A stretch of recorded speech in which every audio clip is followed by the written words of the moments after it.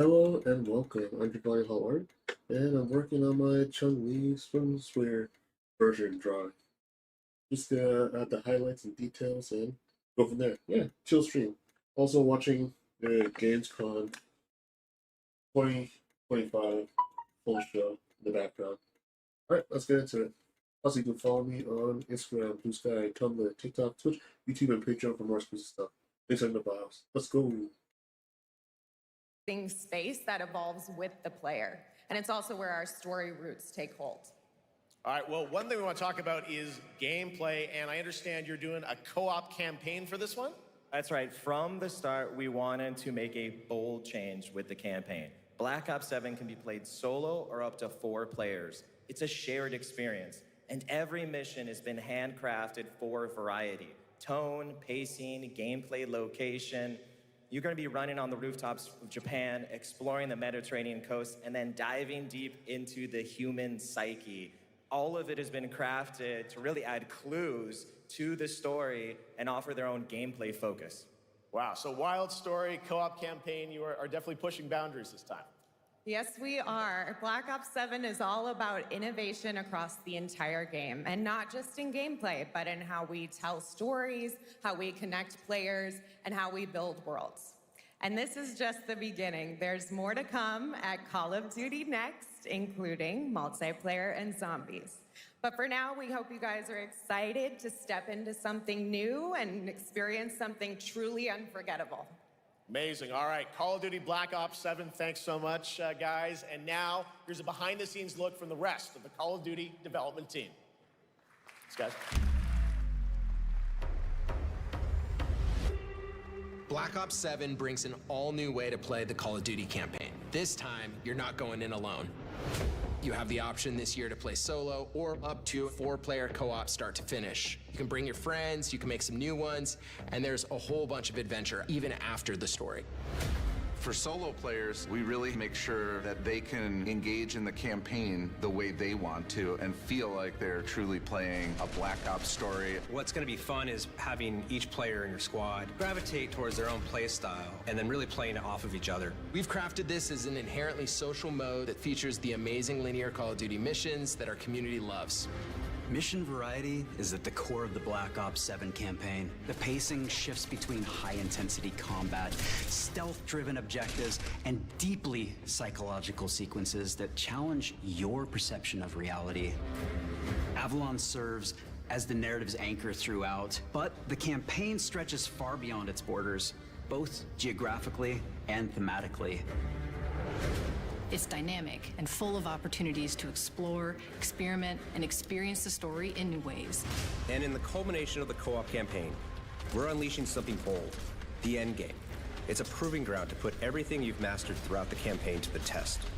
The end game is a brand new PvE social experience where you and your squad will need to survive overwhelming odds, adapt under pressure, and break the rules of what you thought a campaign could be. Each run is a new step in your power journey as you wield personalized abilities and face unexpected challenges. And here, all of Avalon opens up. It gives us a lot of freedom to have some fun with the gameplay mechanics, player movement. Players really can turn the map into their playground. This is your chance to explore the world beyond the mission. Ever feel like you'd be more successful if you just had more time? Well, what if you could get all of that time back? That's just a quick look at what's to come with the campaign. Every mode of this game is built with the intention to deliver the best possible experience to our players. So whether you're a Call of Duty veteran or new blood, there's something for you in Black Ops 7.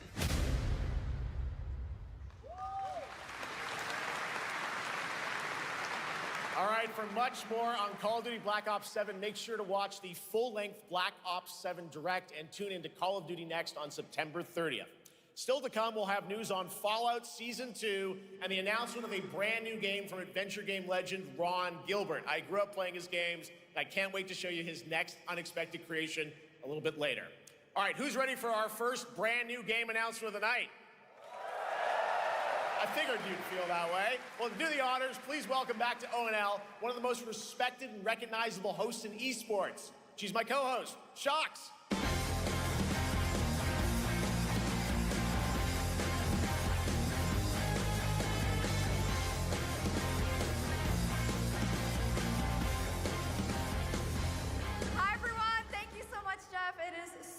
great to be back here at Gamescom and ONL.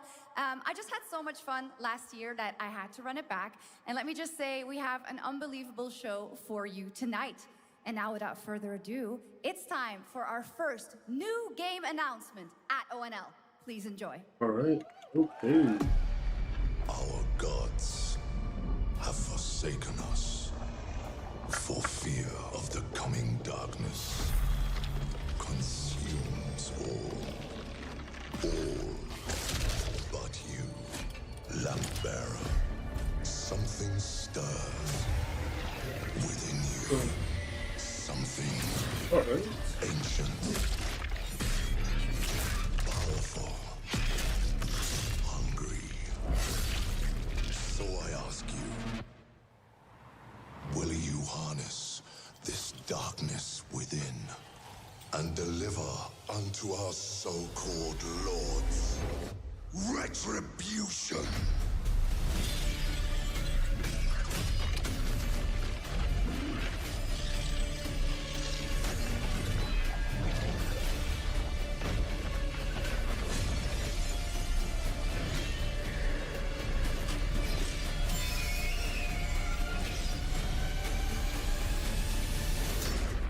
Alright, just saving the file there real quick.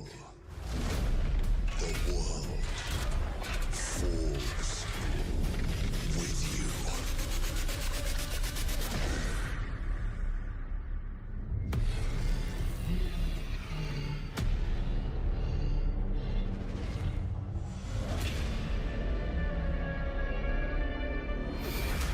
Lords of the Fallen 2. Wishlist now. Wishlist now.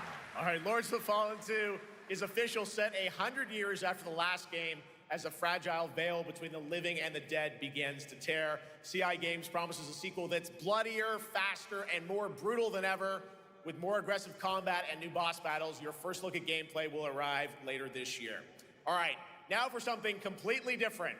This next game won Game of the Year at the Game Awards and comes from one of the most celebrated studios on the planet. Next year, it's making the leap to become a major anime. And tonight, we're breaking the news with your exclusive first look.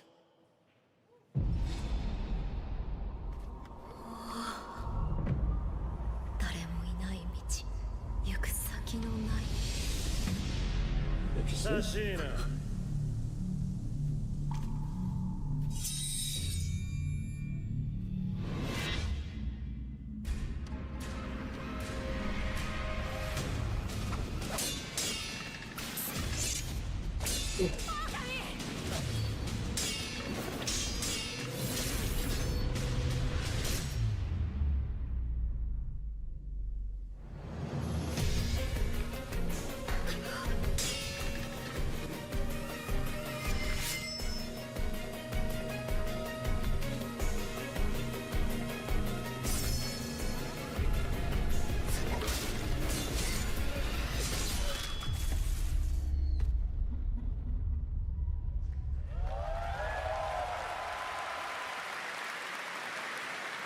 Looks awesome. All right, we're just getting started. Our next new game announcement stars a hero who needs no introduction, a true legend of justice and gadgets.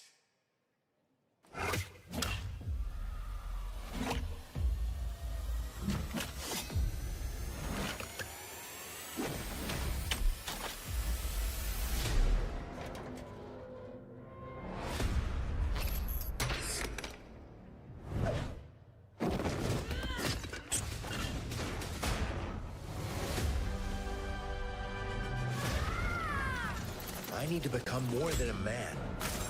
I need to become a symbol. What did you have in mind?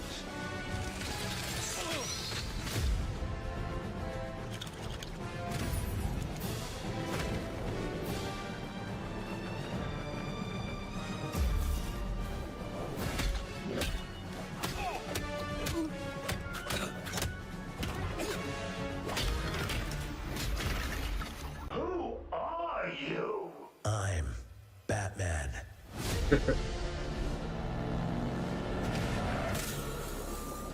Why so serious? You want to get nuts? Let's get nuts. I'm allergic to nuts. Who's the man behind the mask?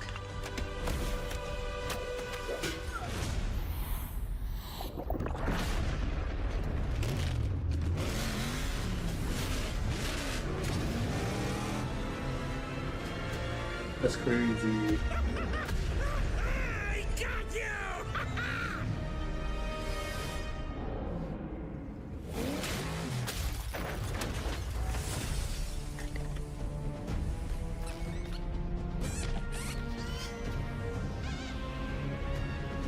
Right now, when you switch to farm-to-table delivery, we'll add 40 pounds of locally raised, boneless, skinless chicken breast to your... Okay. Oh, you think darkness is your ally. You merely adopted the dark. I was born in it, molded by... Ah! Who put that there? I could have really hurt myself. Well, that's blinding.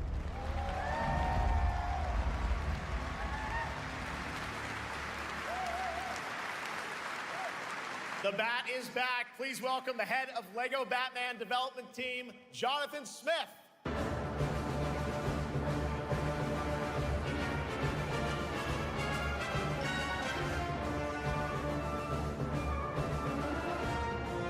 Jonathan, welcome to ONL. All right, so after the huge success with LEGO Star Wars, you guys are returning to LEGO Batman? We are so thrilled to reveal this game tonight for the first time to you all and to the world. Yep. And that's not all. At Gamescom, you will be able to play LEGO Batman Legacy of the Dark Knight. Wow. Pretty amazing. All right, well, there will be a demo on the show floor for everyone. Now, let's break down that trailer because we see so many fan favorite references, to films and things like that. So what is the story of this game? This is the definitive, essential Batman story. We take you on Bruce Wayne's epic journey from origin to legend. You'll train with the League of Shadows. You'll fight crime on the streets of Gotham. And as the years go by, you'll establish your ultimate legacy as the Dark Knight. We've incorporated iconic moments and deep-cut references from decades of Batman movies, TV shows, comics, and games, all brought together and brought to life in our unique LEGO world. Well, we could not wait for it. Let's also talk about the combat, because we've got some real gameplay here of the combat, and I gotta say, feels like you're really amping things up here this time. Oh, the team has created a really rich, deep combat system that's authentic to Batman's unique style. So, surrounded by enemies, you'll pull off powerful attacks, counters, and takedowns. You'll use cool gadgets like batarangs to stun enemies and the Batclaw to reel them in.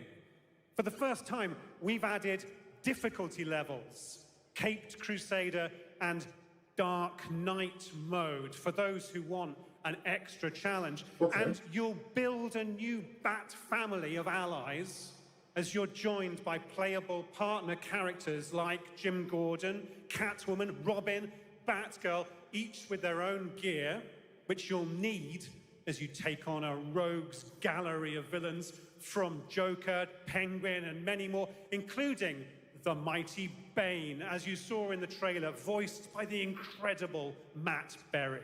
Oh my God, I cannot wait to see what you're packing into this game. It also looks like you have a bit of a, is it an open world Gotham? Is that fair to say this Sure, time? that's right. Gotham is a playground, a Lego playground where you're free to explore. You can grapple from rooftop to rooftop, glide over the streets, or cruise around in your choice of Batmobile.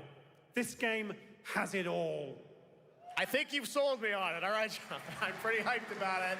It will be here playable, as we mentioned, for all you here in Germany. You can play LEGO Batman Legacy of the Dark Knight for the first time starting tomorrow on the Gamescom show floor. Thank you so much, Jonathan. Awesome. All right. Now over to Shots with our next new game announcement exclusively on ONL. Thank you so much, Jeff. Indeed, I find myself here in the audience. There we go. I find myself here in the audience. Thank you so much, Jeff.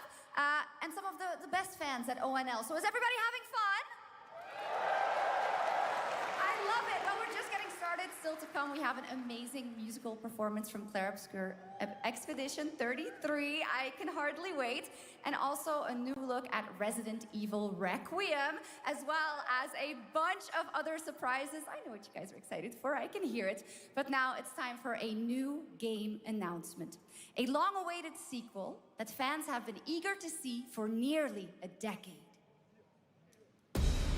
We have fought the enemies of humanity across 1,000 worlds. No respite, no remorse, no mercy. We are the wrath of the Emperor, his angels of death. But the Imperium lies broken, its armies scattered and reeling. Our foes rise to drag us down, and the galaxy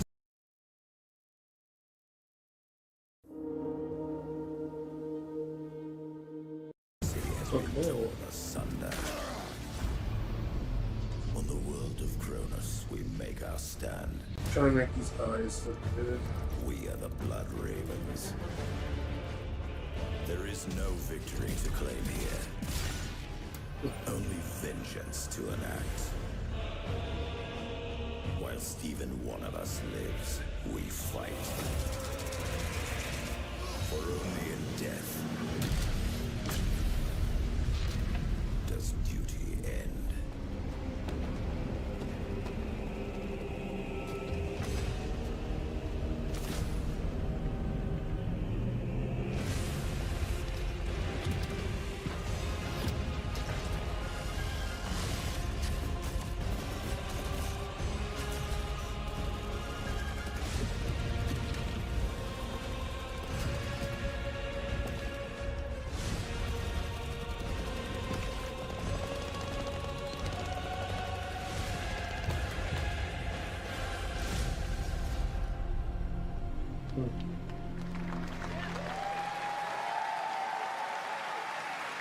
Two centuries after the last great conflict, the battle for Kronos begins again in Dawn of War 4 with 4 playable factions and over 70 missions. Dawn of War 4 is coming in 2026 to PC.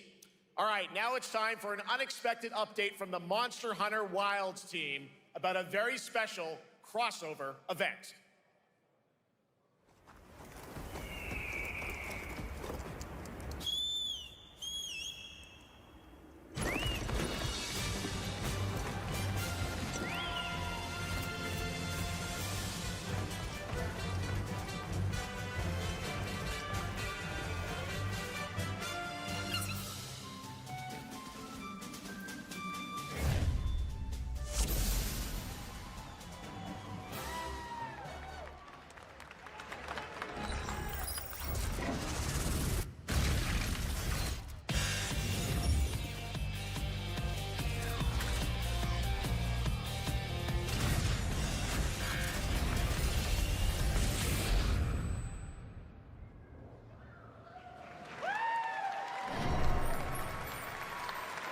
Interesting. All right, to tell us more, it is my great honor to welcome 2 very special guests together That was on the eyes stage. right. Ryozo-san from Thanks for Capcom appreciate and that, Yoshi Joe, P too. from Square Enix. Well, guys, it's great to have you both together here at Gamescom. Ryozo-san, Thanks what for the can you tell follow. us about Appreciate this that. collaboration? Hey, thank you, Jeff. ドイツの皆さん、配信を、ご覧の皆さん、こんにちは。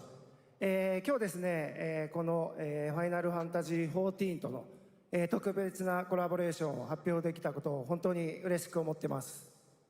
Thank you, Jeff. Good evening to everyone at Gamescom and all the friends watching online. Today, we're very excited to announce a special collaboration with Final Fantasy Who actually XIV. wished am I doing this, by the way? ですね、モンスタ That's ー cool. ハンターワールドの時にもコラボさせてもらったんですけど、その時もですね、吉田さんとまたちょっと機会あったらどっかでやれたらいいですねみたいな話をしてたんですけど、今回それが実現しました。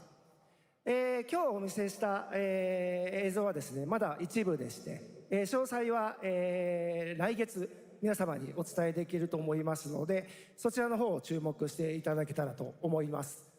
あとですね、今回もですね、吉田さんと、スクエアエニックスのスタッフの皆さん、本当に全面協力していただいたことをですね、感謝してます。吉田さん、ありがとうございます。はい。で、ここからですね、ぜひ吉田さんにバトンタッチして、感想をいただけたらと思っております。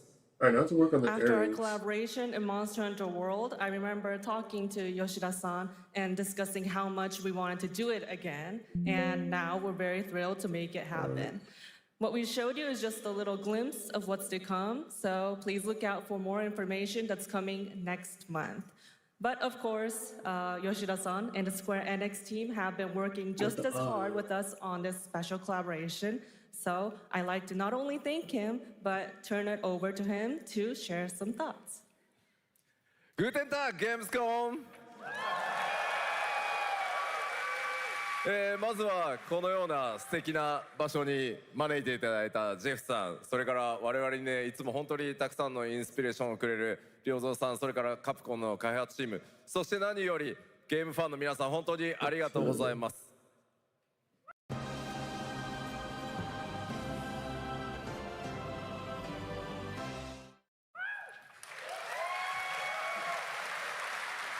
Guten Tag, Gamescom. First of all, I'd like to thank Jeff for having us here and Ryozo-san for all the inspiration, the Capcom team for working on this special collaboration, and to everyone enjoying our games. Thank you so much. 今、良三さんの方からもちょっとご紹介いただきましたけど、モンスターハンターワールドの時にもご一緒させていただいて、今回それに引き続き第2弾ということで、モンスターハンターワイルズとも、我々クロスオーバーと呼んでですね、全面協力して、コンテンツ開発してきました。As Ryozo-san mentioned, we worked together on Monster Hunter World, and we wanted to make it happen again, and it's happening for Monster Hunter Wilds. We would call it a crossover, and we're very happy to make this happen with all of our efforts joined together. もちろんクロスオーバーですので、ファイナルファンタジー14側にも、スペシャルなバトルコンテンツご用意しております。今日は先ほどねティザートレーラーとして、モンスターハンターワイルズ側の映像を見ていただきましたが、我々もちょっとだけ映像をご用意してきました。Since this is a crossover collaboration, not only Monster Hunter Wilds, but Final Fantasy XIV would also be having a special collaboration content inside it. Outside of the trailer we just saw, Final Fantasy XIV has also prepared a short trailer to show you what you can get. Wow, all right. Well, thank you so much. Ryozo-san, Yoshida-san, here's the trailer.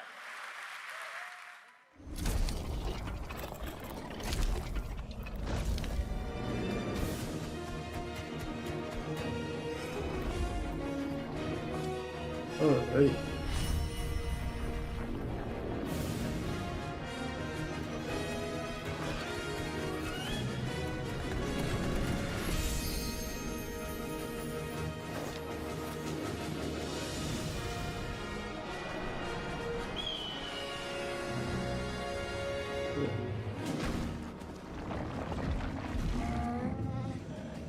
And the details, the highlights, I like this stuff, it's making it pop. Thanks for the likes. Appreciate that.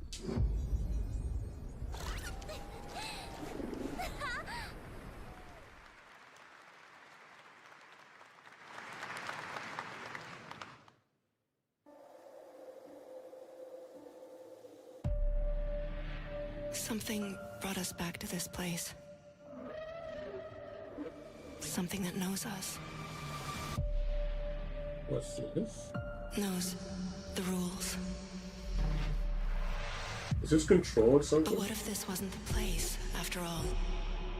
Look around you. I still gotta finish that game. They can see you. I got so far. But I haven't played it so long, I just stopped playing it. This isn't a game. It's a test. But do you ever ask yourself, what are we here for? Every day. We're here to play.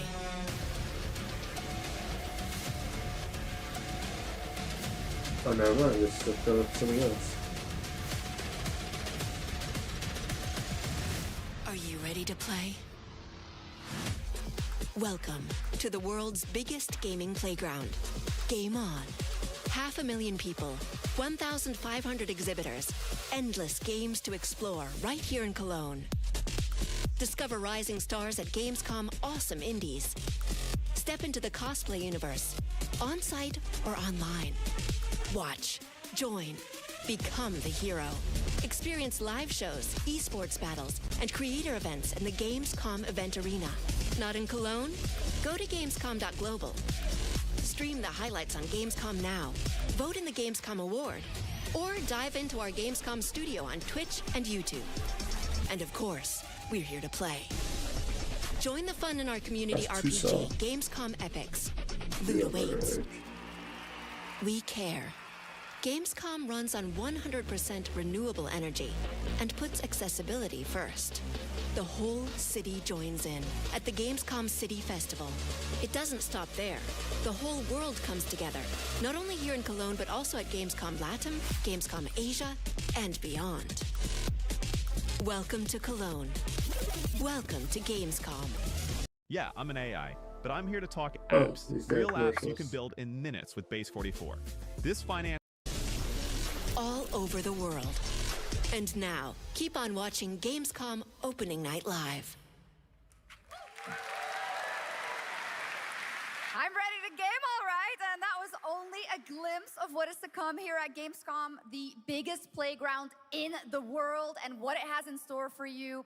We're here to play, and the fun is just getting started. So, Jeff, what's next? Is it anything good?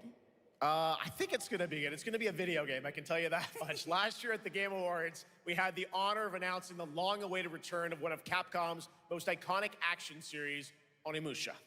And tonight, we take the next step on that journey. Here's a brand new look at Onimusha, Way of the Sword, coming in 2026.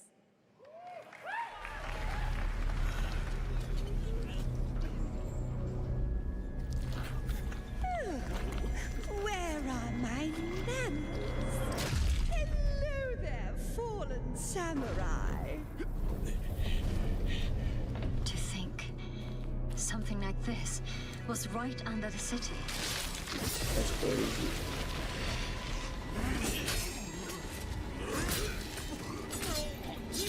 What fearsome power! Be careful! Oh, righteous! And after everything you and your awful kind put him through, too. Were you feeling left out? Here, let me show you something to cheer you up.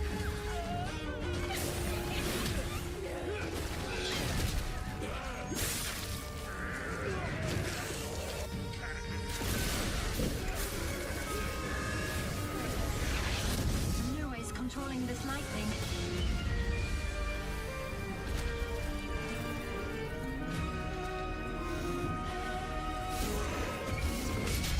I don't have time for these stupid games.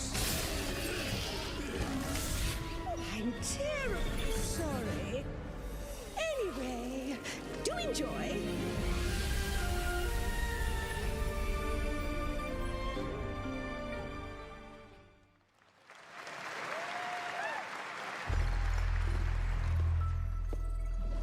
The automated industry complex will be the link, connecting and uniting every fragment of this shattered world. This is the driving force that will keep us going. Thanks for the follow. Appreciate Continuous that. improvement is essential for keeping pace with advancements in technology.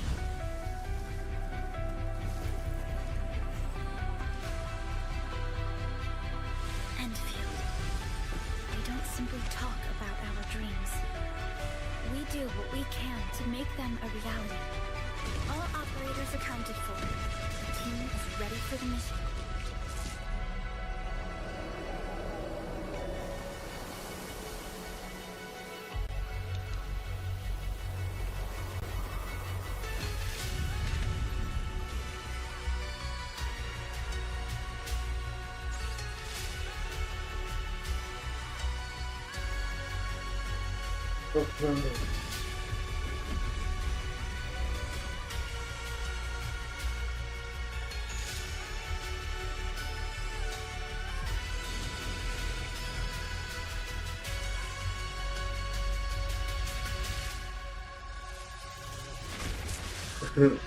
I know what kind of person you are.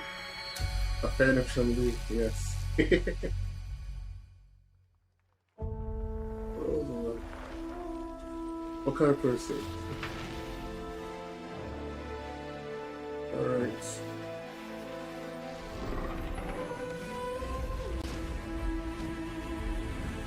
We'll do some quick highlights here.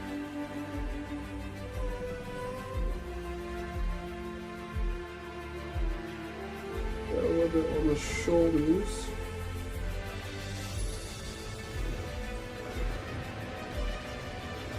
I want this brush to be softer, but it's not. Like the pressure sensitivity is off.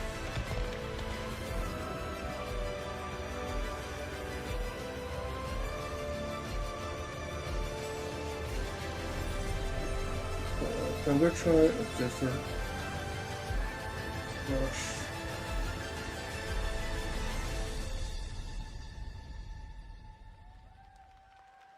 That's way too soft though.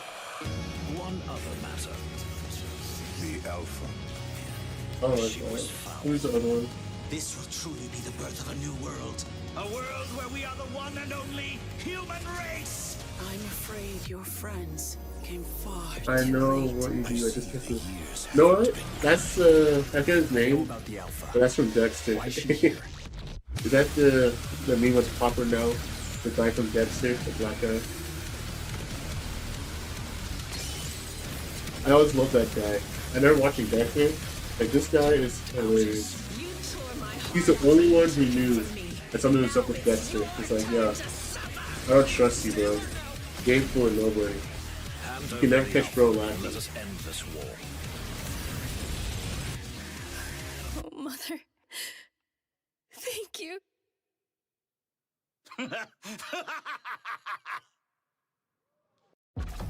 They want you afraid.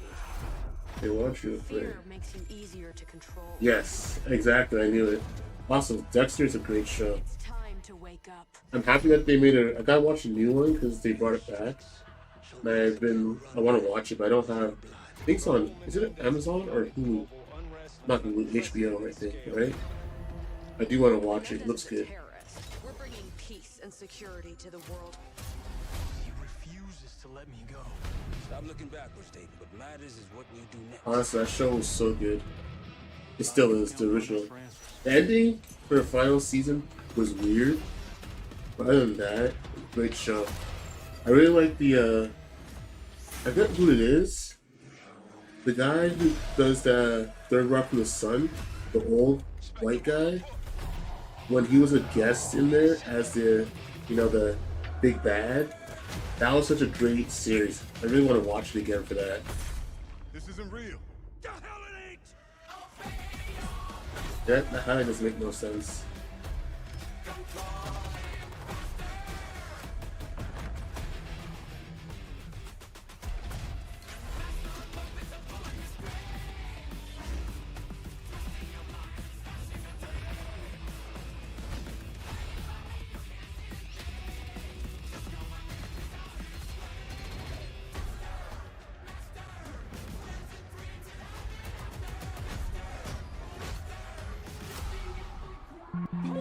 Oops.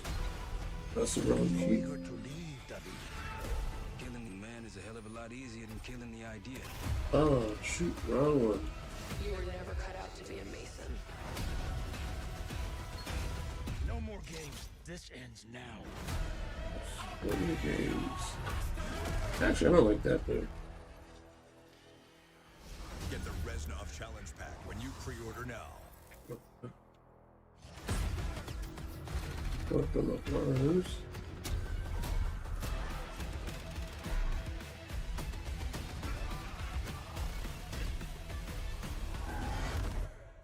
I still need shampoo, conditioner, shower shoes, Lint rollers, a plunger, garbage pimple bags, patches, lotion.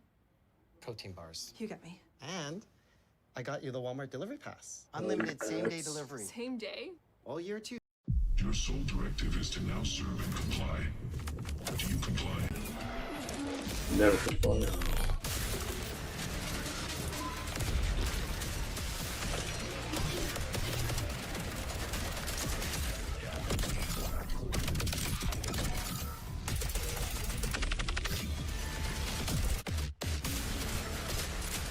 The way out is here. I can feel it. I mean, so. You guys having fun so far? We got a lot of shows still coming your way. All right, now it is time to head back into the wasteland. We're talking about the TGA award-winning Fallout series based on Bethesda's legendary RPG franchise. Season 1 earned universal praise for its tone, storytelling, and original characters, not to mention how faithfully it brought Bethesda's game world to life. Well, later this year, the series returns to Prime Video for Season 2.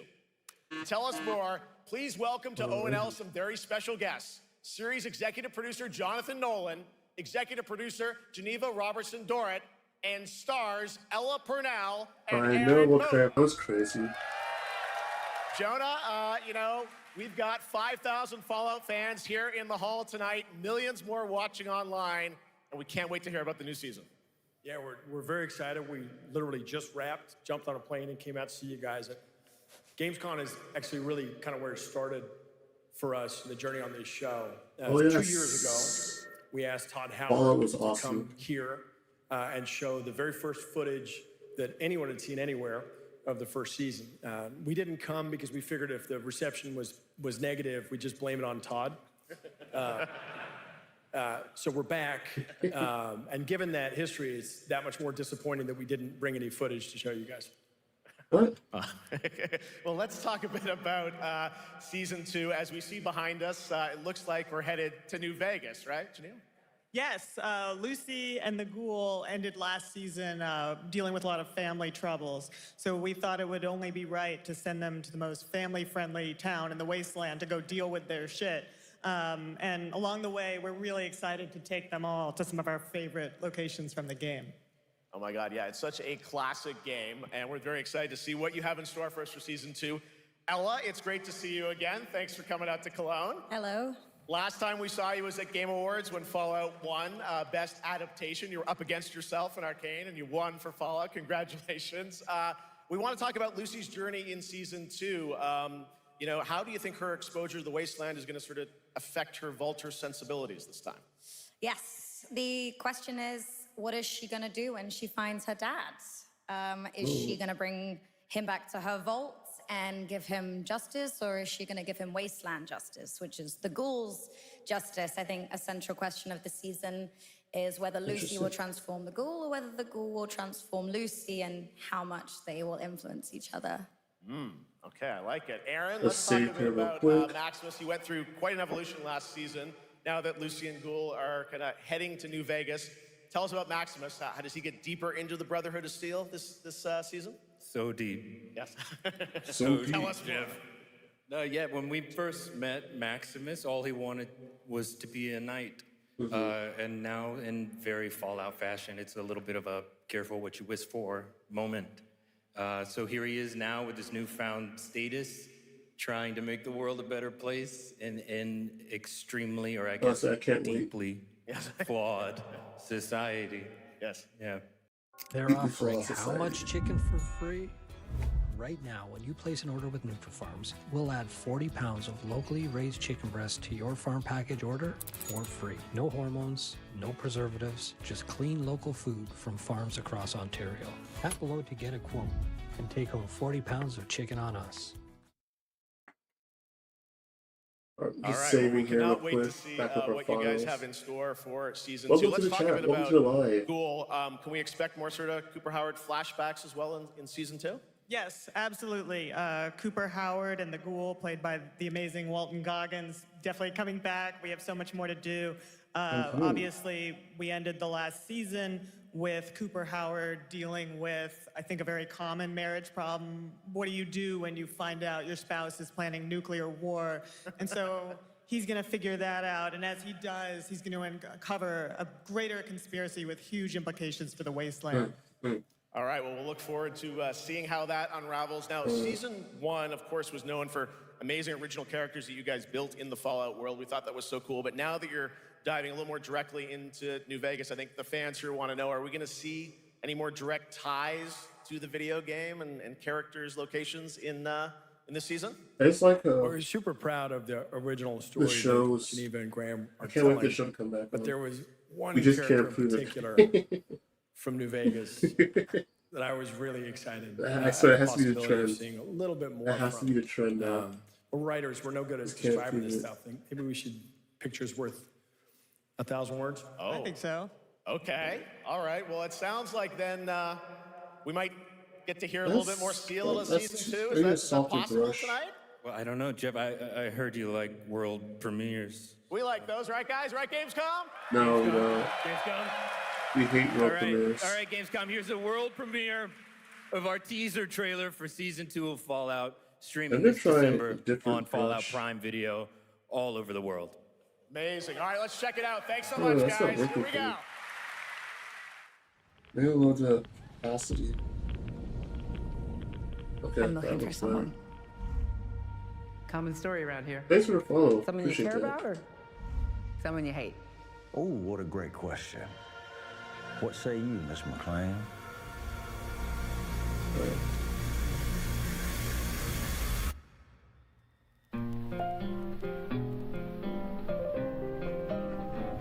Why would my dad go to Las Vegas?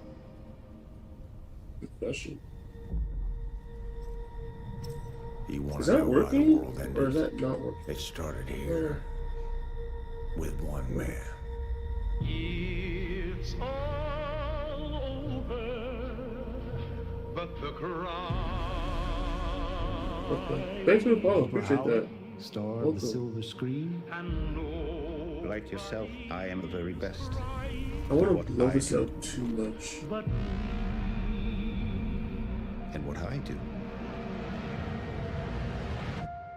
is I know everything.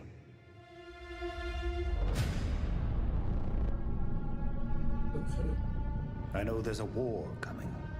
Yes, you do know there's a war coming. The bombs will only be the beginning. My concern Thanks for the is that you follow. would do Appreciate just it. about anything to save your family. I think you are actually quite a violent man. You just don't want to kill me yet.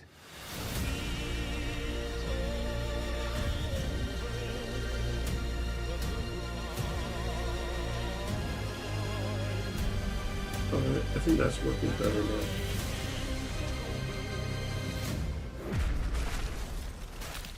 And we'll do some day here on top. Thanks for the follow. Appreciate it. lucky, Thanks for shall sharing we? live.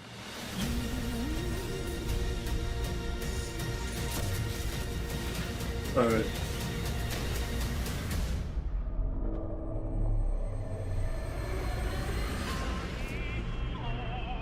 Okay, I think we're gonna do some of the hair highlight now.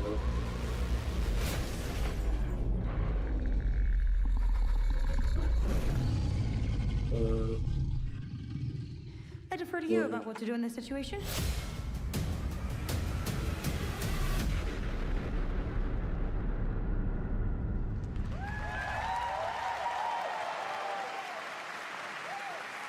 How about that? That looks incredible. Deathclaw, of course, in our first look at the new season, and Robert House is Jonathan Tease, played by Justin Theroux. It is an amazing Gamescom exclusive, and we've got another one for you. The first drop of the all-new Season 2 posters. We cannot wait to see what Lucy, Maximus, and the Ghoul have in Season store 2 for of us. Fallout to When be Fallout dope. Can't Season wait. 2 begins December 17th, with new episodes premiering weekly on Prime Video. Thanks for liking the live. All right, Appreciate that. now back to you, Shox. Thank you so much. That looks Alright. so awesome. I can't wait. But last year, Indiana Jones and the Great Circle was acclaimed for its incredible gameplay and story. And next month, the adventure continues with The Order of Giants, a story expansion with new puzzles and foes. Here is your first look at the gameplay and a special announcement. Special announcement.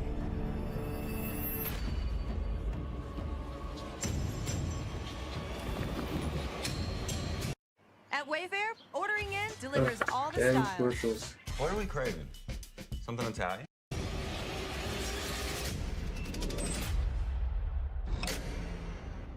What do you know about the legend of the Nameless Crusader? Fierce warrior. Fought in the siege of Antioch, 1097 AD. Very tall, like a giant. Pope Paul IV had an item of this crusader in his possession, his helmet. Well, I'll tell you what. If I see the helmet, I'll leave it exactly as I found it. Sound good?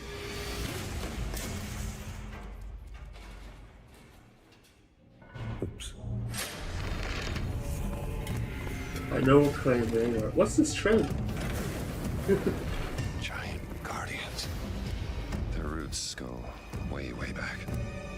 You're like the fifth person to say that. Worshipped by the Mithras cult. I'll have to look it up after my live. I can't believe you But I think I know to it's from the investigate this. The guy from Dexter. It's impressive for a snake. I feel like, you know, passing on this is not working well.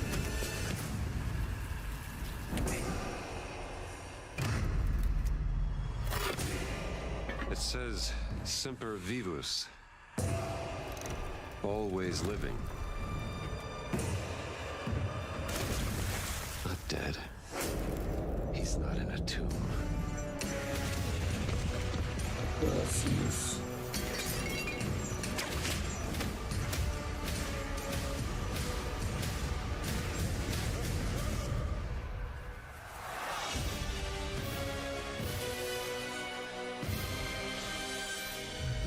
Alright.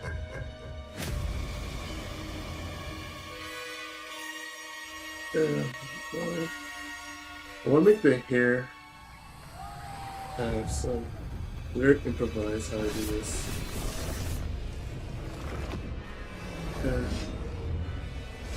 Finish it all.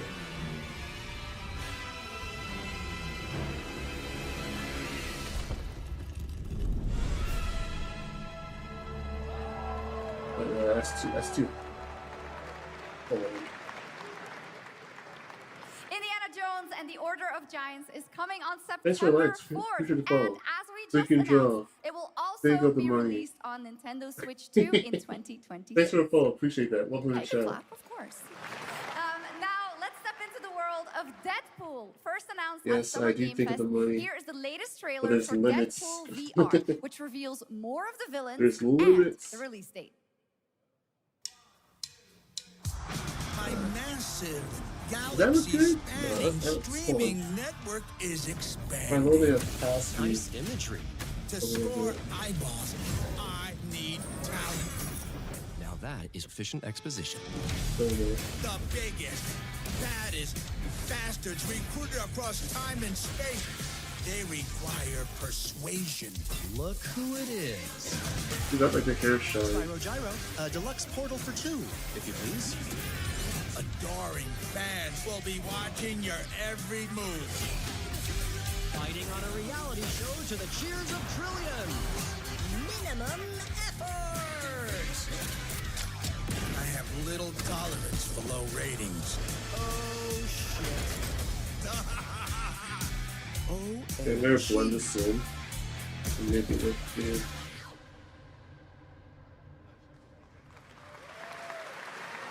Yeah, that's right. Mojo is in Deadpool VR 2, voiced by John Leguizamo. Now, on to this next world premiere.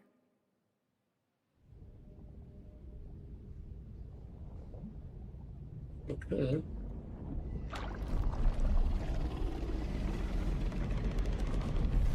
Like that's too much right there.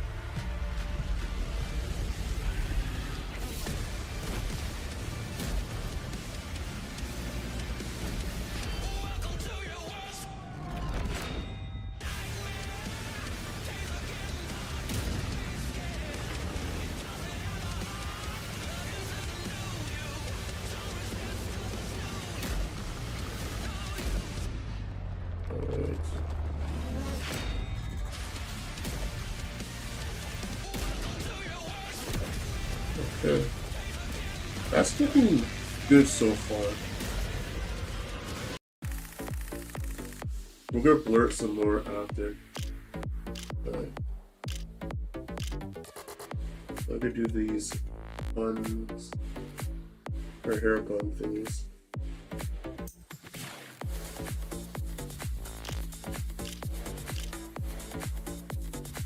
I don't want to overdo it too much.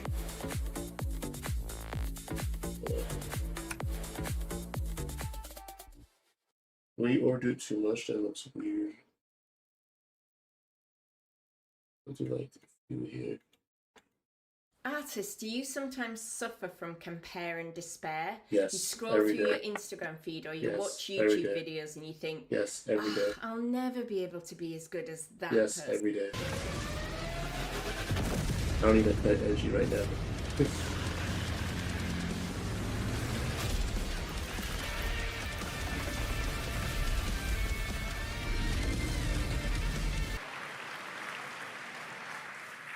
The World of Tanks Update 2.0 lands September 3rd. This is the biggest update in the game's history, featuring 16 Tier 11 tanks and tons of new and upgraded features. Absolutely. All right, next. Saber and Thanks for Focus the likes. delivered Appreciate that Space smoke. Marine 2, one of the most fun action games of the generation. Well, next year they are set to do it again in John Carpenter's Toxic Commando. This FPS action game combines classic 80s action horror with And over-the-top we're gonna humor. add some Well, soft here surface is the scattering. world It's like gameplay making the skin premiere look a little of bit John Carpenter's translucent. Toxic Commando. That'd be like adding like the reds in there. Actually, there's one thing I want to fix. The hair. It's right here. Improvise.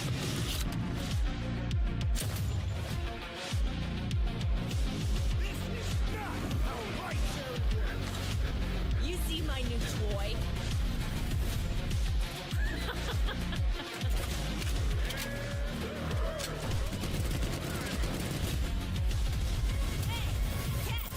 Liar, liar! Zombie Okay, what's this? That's dope. I'll play that. You're wrecking our ride! Just use some help now. I need some first. Can you all please cover me? Whatever works.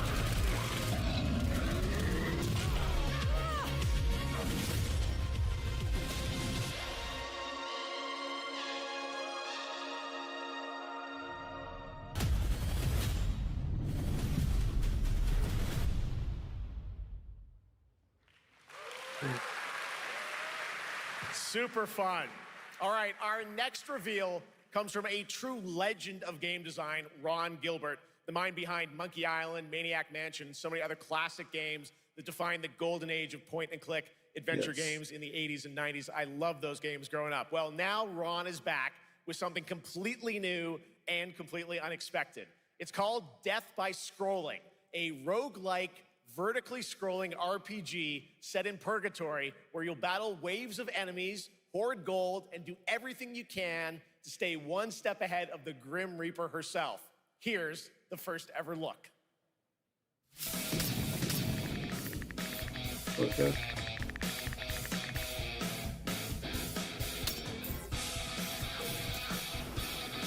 Okay. We're gonna do a save real quick.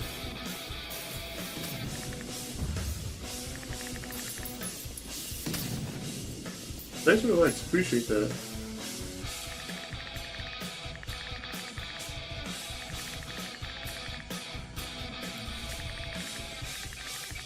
Okay. We're saving real quick, backing up our files.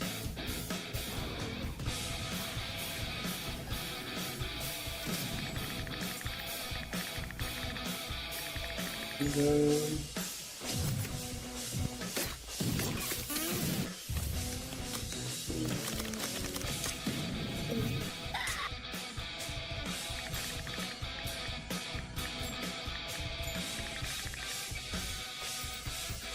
thanks for the likes. You 4K likes, thank you.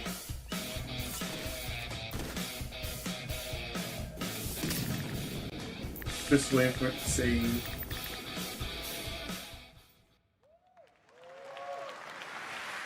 It's very fun. I've actually been playing this game over the past few weeks, and trust me, it is dangerously addictive. The screen, as you can see, never stops moving, so you're constantly on the move, fighting to stay alive. A really fun game. Make sure to check it out. All right. Now onto a studio known for its unforgettable storytelling. Back in 2019, the groundbreaking RPG Disco Elysium took home 4 Game Awards. Since then, Zaum, the studio behind it, has been through a host of changes, but tonight, 6 years later, those who now make up the studio are ready to give the world the very first look at their next CRPG. It's a dive into the shadowy world of espionage, where the truth can be stranger than fiction, and every failure isn't the end, but the start of a new path. Okay. Alright, I think I got my sword. You a spy. 10 out of 10, thank you. Appreciate that. Brilliant. Relentless. Magnetic.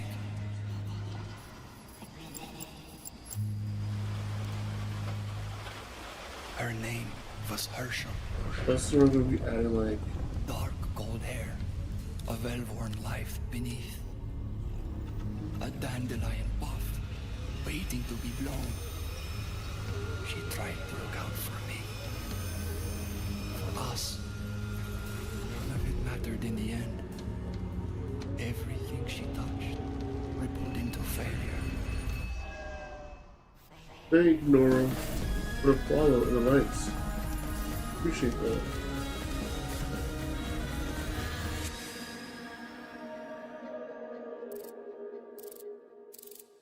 I'd say with ClickUp, doing my daily tasks is up to 10 times faster. The work of a law firm is massive. Many different parties, a ton of tasks. You're working with the court system. ClickUp saves me a tremendous amount of time and also provides me with peace of mind that I'm not missing anything. Just being better organized, having it all in that one central place does wonders. And that is chef's kiss.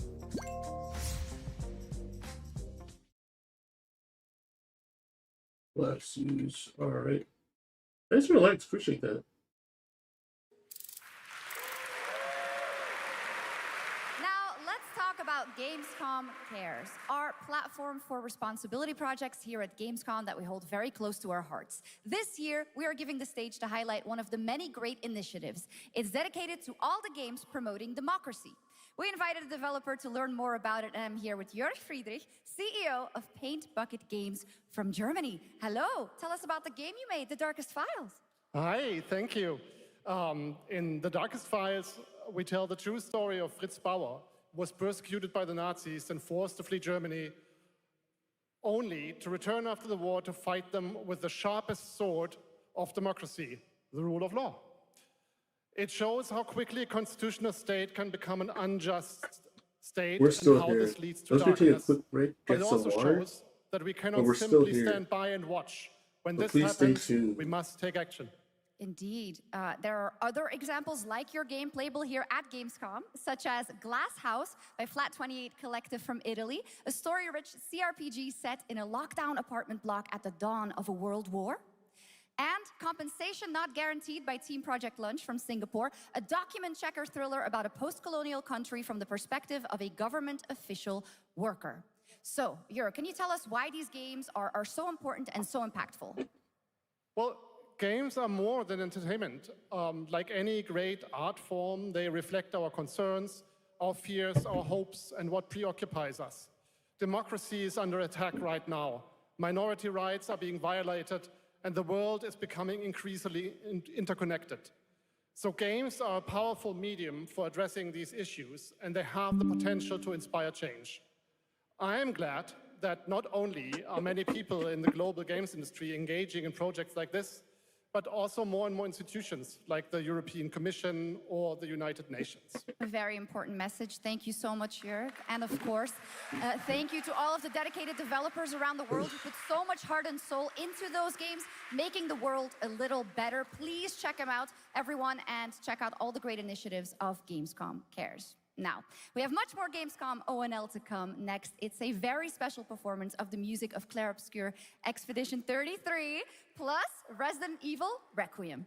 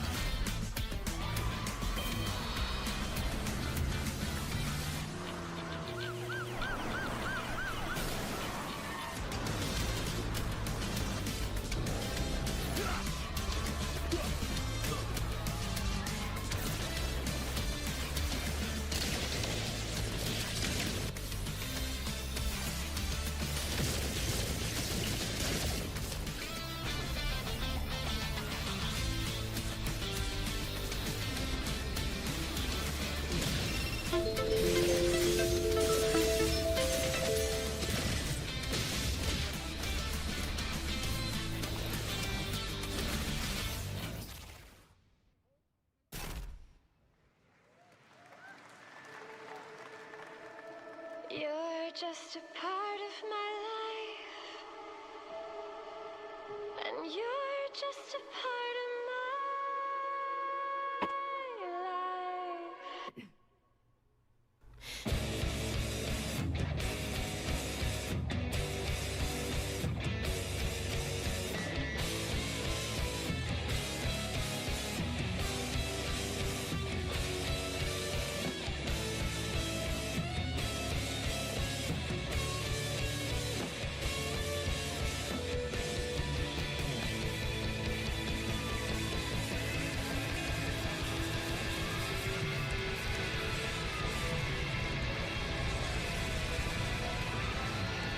And I can't get rid of you.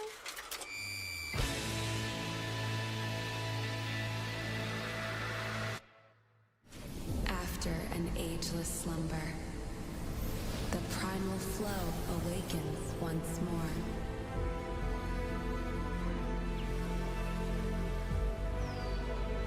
It is fate that brought us together. Shisha, such a pathetic place. Who is this guy? What does he want? Your ignorance is despicable.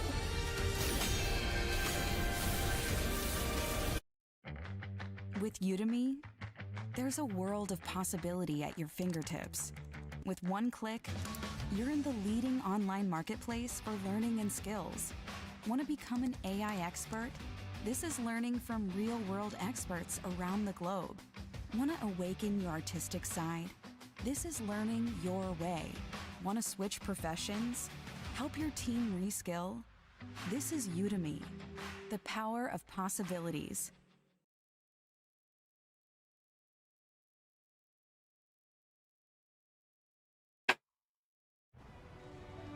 And they lived sweetly ever after. A power stirs. Alrighty, I am back. Okay.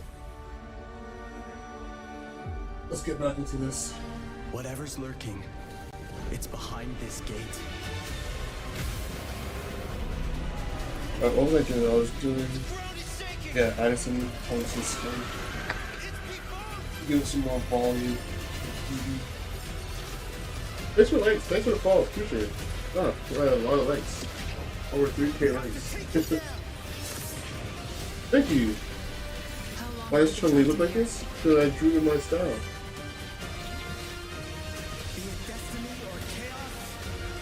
Alright, we were doing some like subsurface scattering. Make it more volumetric. That was the face. I'm gonna do some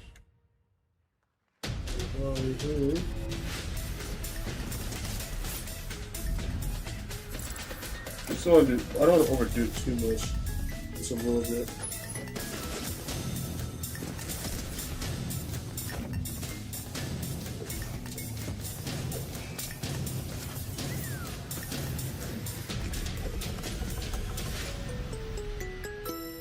The stuff like, oh yeah, letting the nails. I totally forgot about the nails.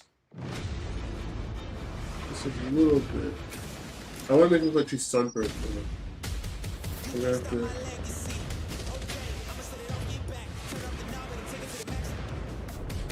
Not too much.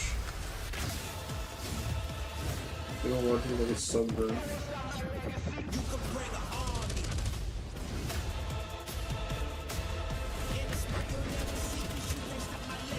Alright.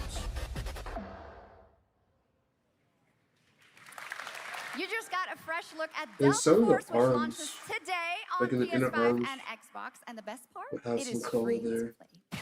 Now it is time for something truly special, and one of the most requested moments. How do you throughout guys the feel community about them this raising the year. price on the PlayStation? Earlier in 2025, Clair Obscur It's Expedition crazy. 33, the debut title from French indie studio Sandfall Interactive, captured hearts with its stunning Belle Epoque-inspired world and unforgettable style. Absolutely.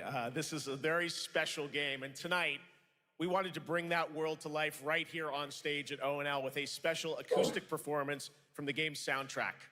Please join me in welcoming, for their first big live performance ever, the composer of the game, Lorian Testar, and vocalist Alice Dupont-Pissier performing Alicia from Clair Obscur Expedition 33.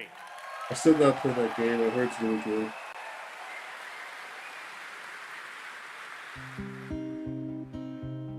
Pretty much game of the year.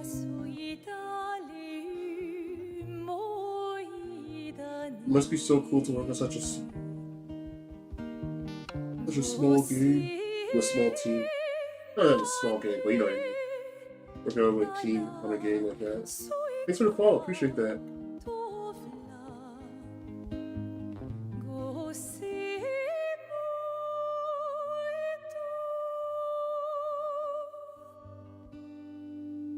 I don't want to overdo it too much.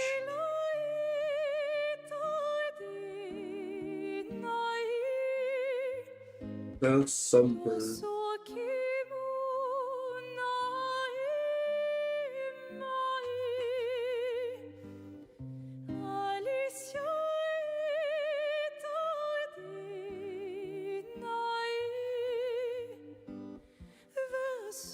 I need the neck. We'll have some more of this.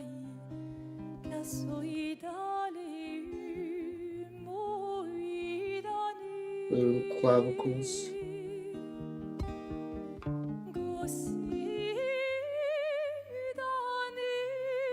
I need the arms a little bit. And where the hair is.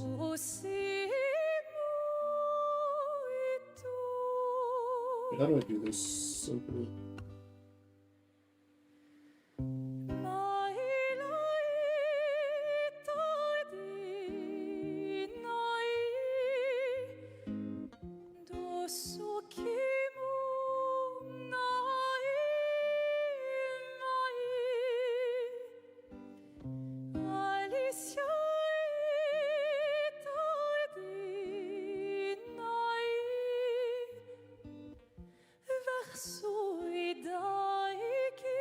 Okay. Hi, welcome. Hello. Hi, everybody in chat. That's pretty good to me so far. But I guess you would have this sort of thigh muscles are like a major part of her like That was identity. absolutely beautiful. Absolutely amazing. Thank you so much. And we have so much more opening night live right after this.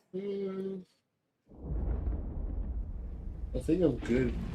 Since ancient times, now I gotta make the Hayabusa and Raven ninja clans have fought to bathing keep suit peace, look like with the fabric. Hayabusa clan in the spotlight. Ooh, Ninja Gaiden. But your I'm so clan, happy Team the Ninja is Raven making a clan, new game. has always had a But secret the game I motive. wanted from Team Ninja was probably the favorite game I played on Xbox. Was Dead or Alive. We need a new Dead or Alive. Dead or Alive, is it 5 or 6? It was weird. They made all the characters that had paywalls. We need a new Dead or Alive with Moment. Now you can get the new Street Fighter 6. The first year 1 and year 2. Understood. And honestly, this is a tribute to the Swimwear edition. Stay away from the dark dragons. Okay, I'm gonna try to make the Go back home to your little we're gonna work on the suit. or die here. Actually, I gotta do one thing that reminds me. Truly think you The have what it highlights. takes to slay the dark dragon? Right here. We gotta fix this. We can make you believe we know what we're doing. When in fact, I don't know why it's a little detailed, the ribbon on the thigh. Just top there.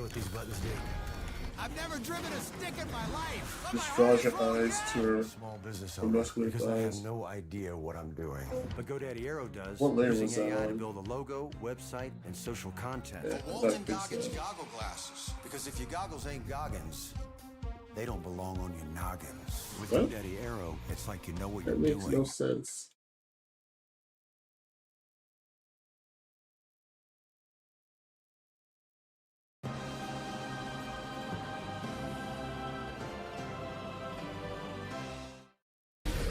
The very fiend that resurrected the Also, Dark Dragon for those years joining you ago. who are new, Even a my name is Giovanni mortal Hall such Earth. as yourself is And feel free to follow me here on TikTok. Also, you can follow me on Instagram, Tumblr, all those stuff. Links are in the bio. You can follow me here on all these platforms, same username. My goal is to get 1,000 followers on TikTok. The whole world's at stake. Because that's a nice number. Oh yeah, I gotta do the bang list. Let's work on the earrings. Well, we've seen so many great games so far, so make sure to spread some love to these amazing developers and teams behind them, and wishlist your next favorite game on Steam by checking out our Gamescom Steam event. And the best thing is you'll find even more games from this year's Gamescom show floors, from beloved indies to big blockbuster titles, by scanning the QR code below. Pop.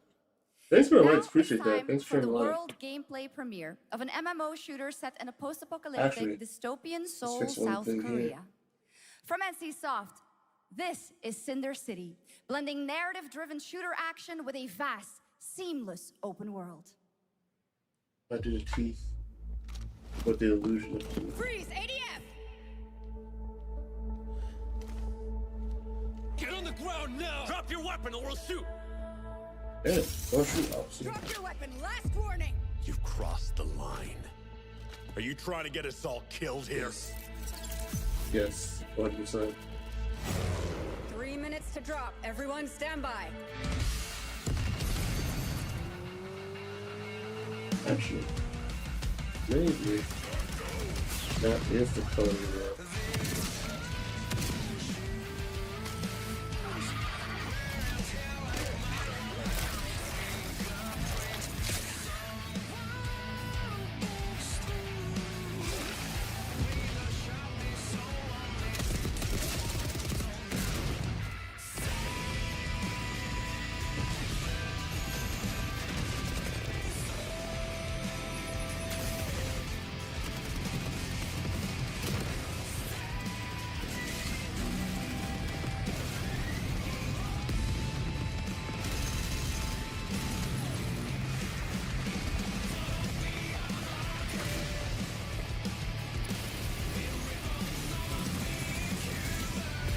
That's awesome.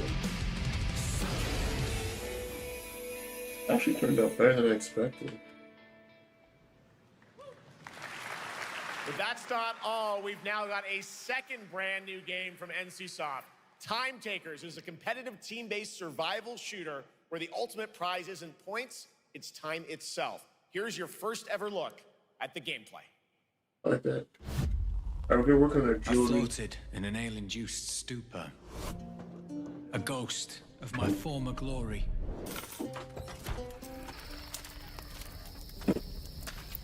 Until one day when I was stabbed. I thought I died. Instead, I was given a second chance in a strange world, alongside rogues from across the timescape. Hi. How you doing?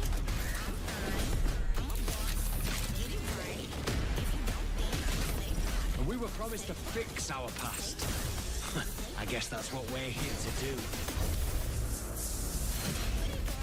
Okay. Thanks for the likes. Congrats. 6K likes. Appreciate it.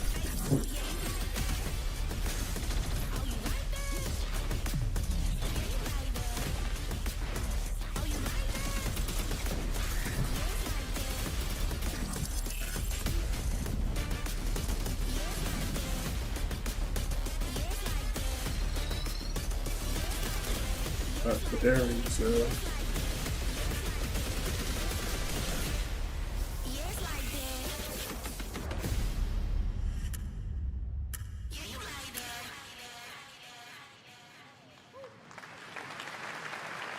How do I make this? Okay. For decades, Silent Hill has defined psychological horror in games. And tonight, the fog rolls in once again. Here's a brand new look at Silent Hill F from Konami, including the reveal of the American voiceover actress Susie Young as Hinako. Cargo 1 to HQ. We haven't found an suspect at the scene. Shit's so good, but it's still in the fact no water. You better consider the hunt. Look it over. Last seen fleeing Tsuneyoshi Shrine. Exercise extreme caution.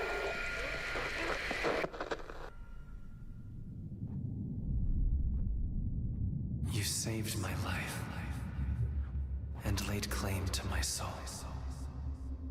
In turn, I shall save your souls. Okay. By claiming the life of your old self. What is this place? That is crazy. This way. Is that thing in her hair like a crystal flower? That's probably so yes. Better get going. They're trying to do some effect on that. Yeah. Use a big round brush. Just to give some more of that quality.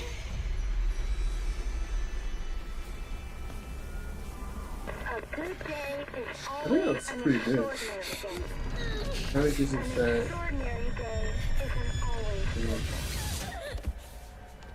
With that in mind, Maybe. today's a bit too extraordinary. I like that. They're offering I how know much what chicken kind of for man you free. are.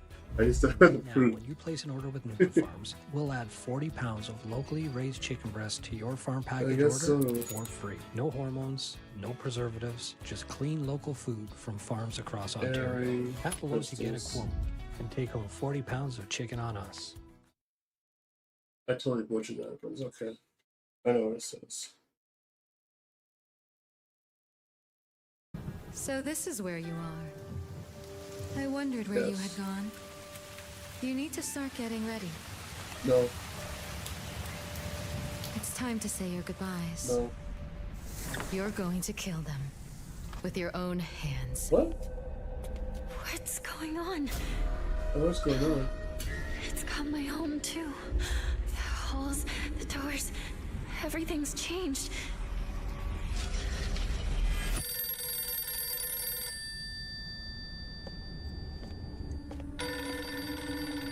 Tell me, who are you? Yes, tell me who you are. Please. Just die.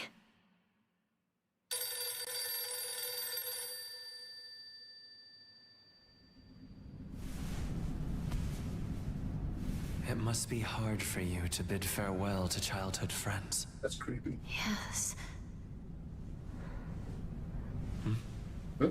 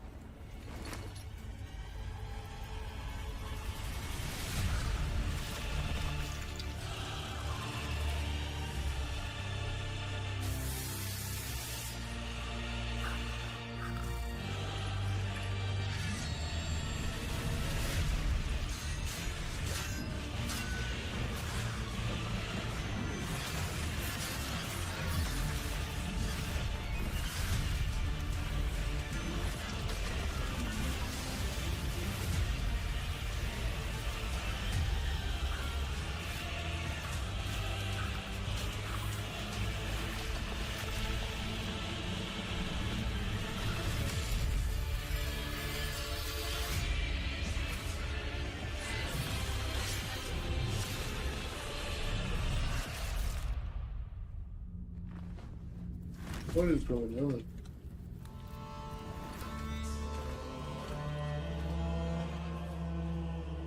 It sounds like the Halo. I know that when we use like the fire stuff, it sounds like Halo opening.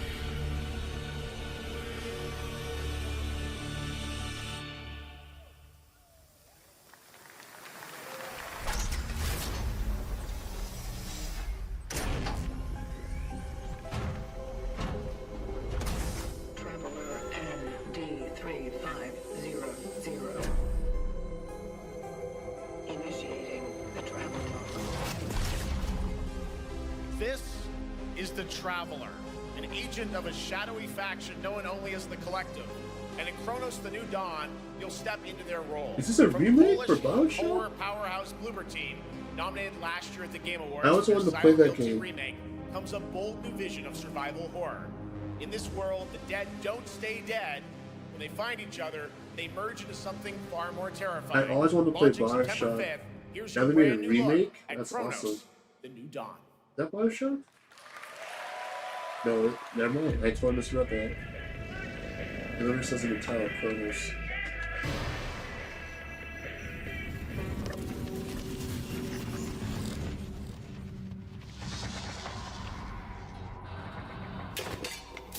Don't want to play that. Some of these make it look like it has highlights and shiny.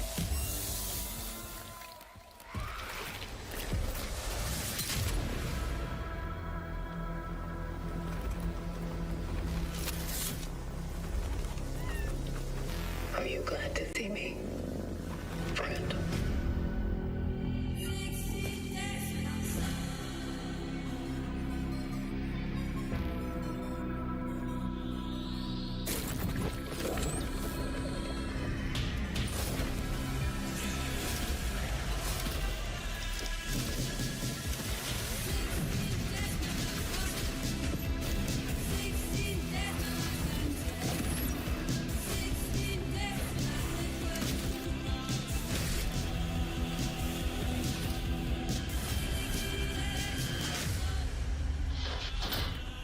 That looks awesome so far.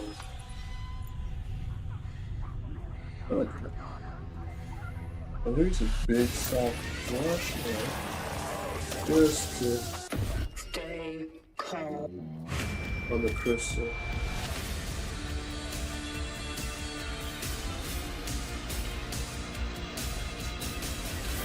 That's too strong. Luke, what's going on over there? I'm doing the work. I'm doing everything. You're way too scatterbrained. You are using way too many tools. You can get it all done with ClickUp. It houses your docs. You can share calendars. You can share files. You can chat with your team. You can video conference, and it's all powered with AI. Here, use ClickUp. Okay, that's perfect. Oh, this is cool. What does this app do? Everything. Thanks.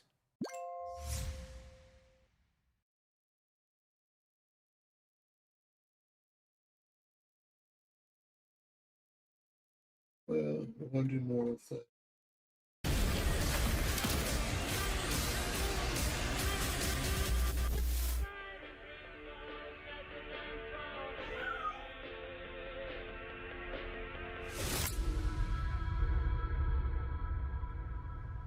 Is that what?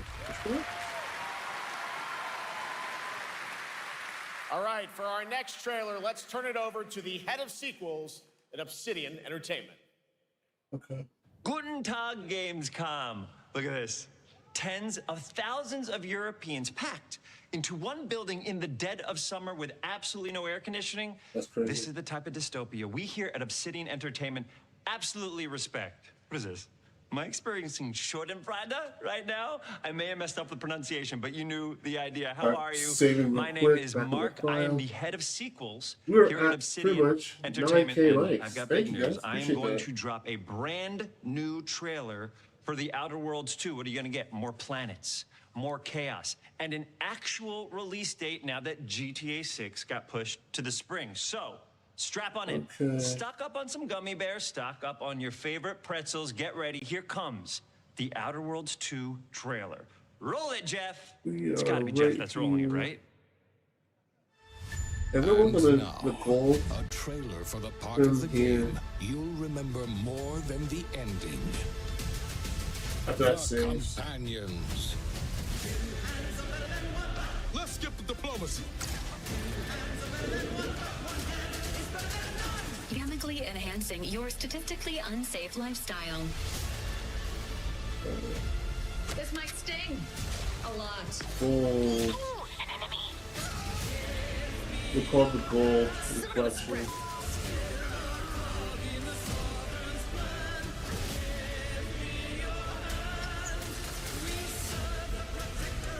I got folks on here now. Grateful you're not on fire. Why don't you do for like you get like a darker color.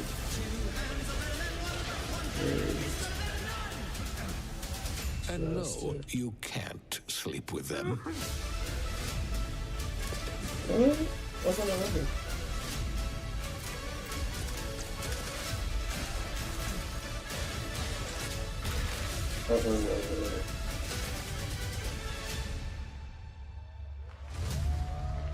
There we go.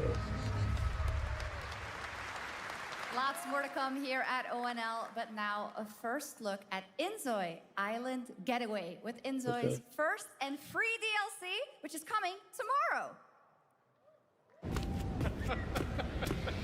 Well, that looks good. Where calamity began, this trial shall end. Awakeners, prepare for the final confrontation.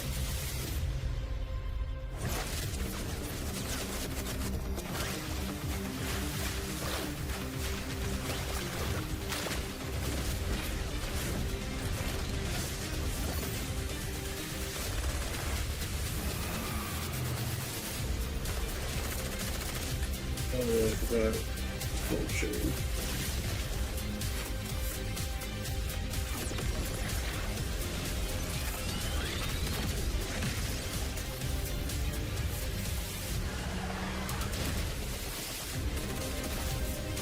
And then go for bright yellow.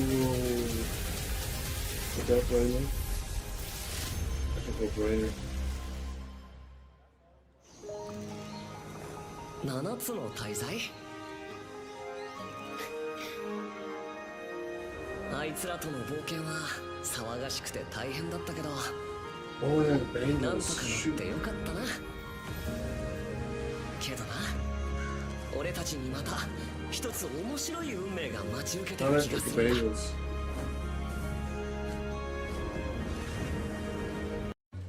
More soup, salad, and garlic home loaf? That's all you can eat. Are you kidding me? You always get more than you can manja. With East Side Mario's all-you-can-eat soup, salad, and garlic home loaf. What? No, that's not going to be some. 多分楽な冒険じゃないだろうなこの広い世界にはたくさんの試練もあるはずだだけど俺たちが力を合わせれば乗り越えられるさ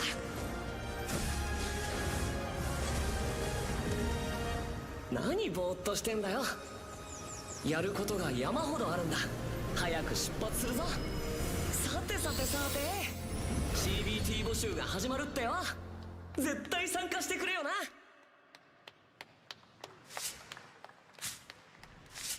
Right on.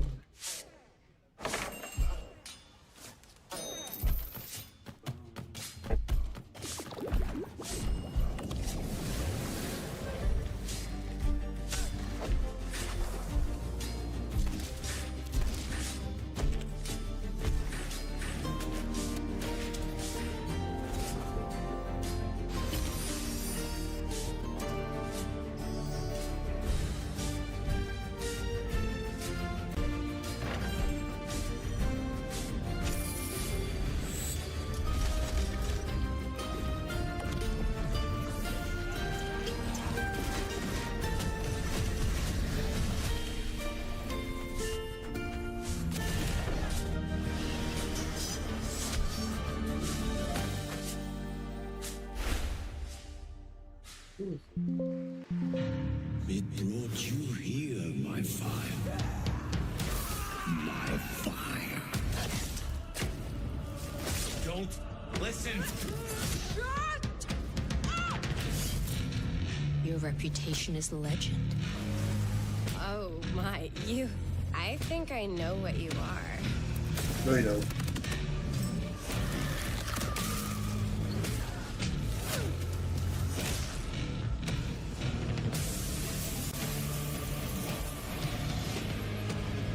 No, I don't want to look like that.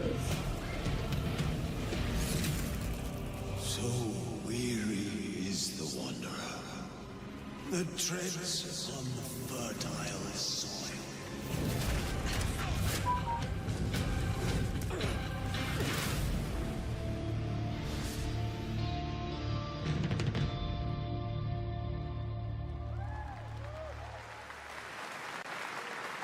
Big news, we finally have a firm release date for Vampire Bloodlines 2, October 21st of this year. And next, since we're here in Germany, it is only fitting to spotlight a homegrown success story, the deep survival crafting of Enshrouded from Keen Games in Frankfurt. Still in early access, Enshrouded has already let friends adventure, fight, and build together in endless ways. But tonight, the world is about to change forever. A new force is coming, one that will redefine how you explore, how you build, and how you survive. It's a monumental edition, and you're hearing about it first, right here at Opening Night Live. Listen. I dreamt of a time before the corruption and the fight for survival. I dreamt of a shimmering home and of exile. To find peace, we must brave the deep. Hear the old gods whisper, and an ancient fury awakens. That's what it was. We shall purge the profane and command the water to yield to We're saved real When you sell your quick. car to Clutch, we do all the heavy lifting. Get a firm cash You have offer in potential. seconds. Choose a Thanks time for the us to follow. pick up Appreciate your car, that. and you get paid on the spot. Thank Done. you. Sell your car 100% online. That's Clutch. Okay. will, for there is no greater power than the flame of the faithful. Alright, let's keep going. We're saving. Backing up our files. Always save.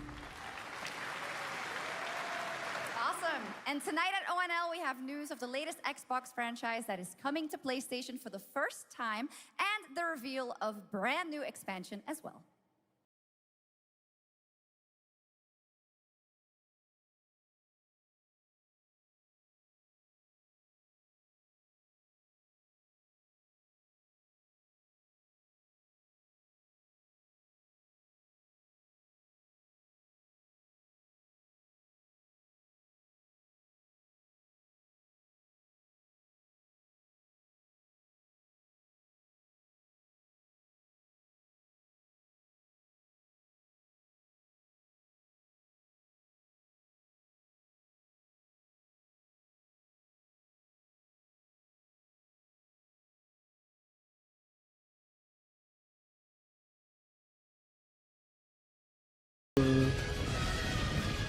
Get this. Okay.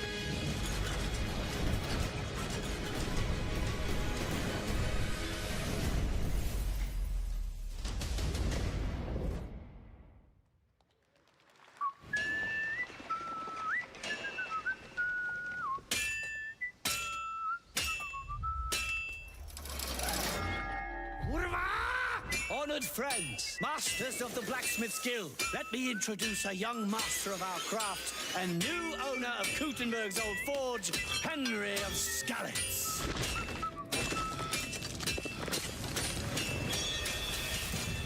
Ready? We can begin. First look at Legacy of the Forge, the second story expansion for Kingdom Come Deliverance 2. You'll put your blacksmithing skills to the test to acquire and repair a legendary burnt-down forge with brand new design features.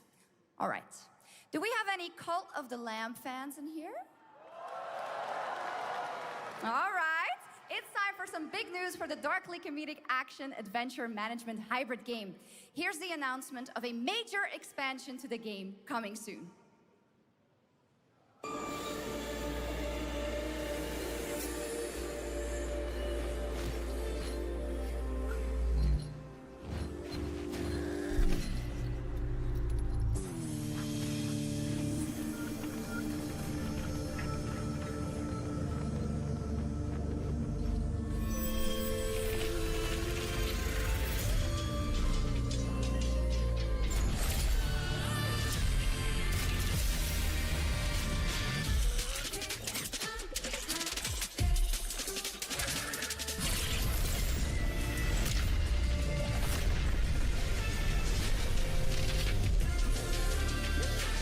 feels like an anime more than a...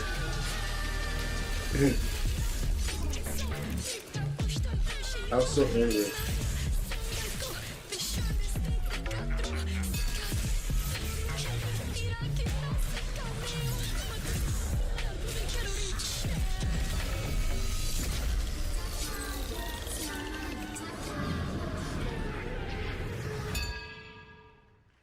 Awesome.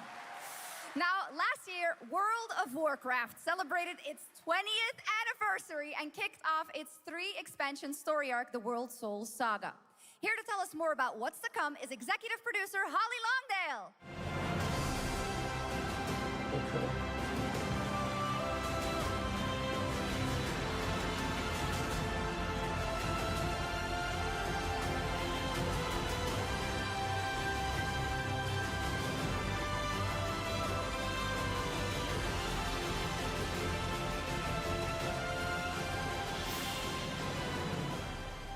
Hello, everyone. Hello. I am so excited to be here to reveal our next adventure, World of Warcraft Midnight. I'm equally excited to welcome you all home with our new housing feature. And if you're here at Gamescom, please come by and check it out on the show floor. We have a lot coming in this next expansion, our 11th expansion. To start with, on the horizon, there's a looming darkness, and it's threatening the ancestral home of our blood elves. But Midnight is also about light, and about hope, and about heroes who rise when the world needs them most. And it's about the bonds that tie us together. Oh, that's not right. And it all starts at the Sunwell. And if any of you have ever played WoW, do you remember the Sunwell?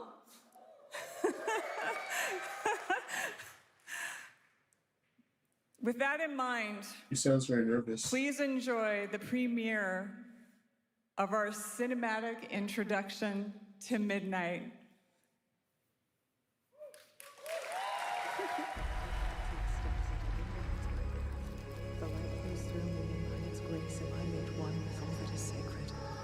The light guides my steps and illuminates my path. The light flows through me, and by its grace am I made one with all that is sacred. The light guides... Leandrin, it has begun. I need you with me on the wall. Mortimer, the void will envelop us soon. Only the light can save us now. No. The time for prayer has passed. It's always the light. The Sunwell will not fall. Not while I draw breath. A lot of the interesting ideas are going to come from, people starting to use the tools. You can take a top-down approach, or you can make it part of the way people work. And that is incredibly exciting. Welcome. Thanks for sharing the live.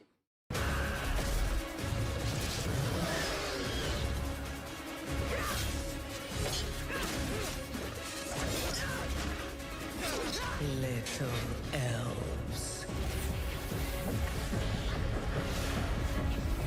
I can see you grow weary. How much longer can you hold out? Flee and save yourselves. Leandrin, don't. Light be with you. You see?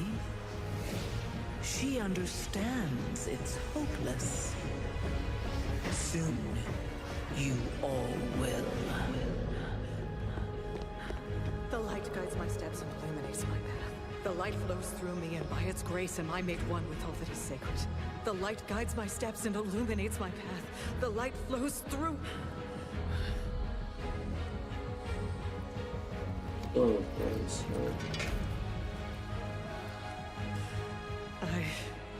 I know that I am unworthy.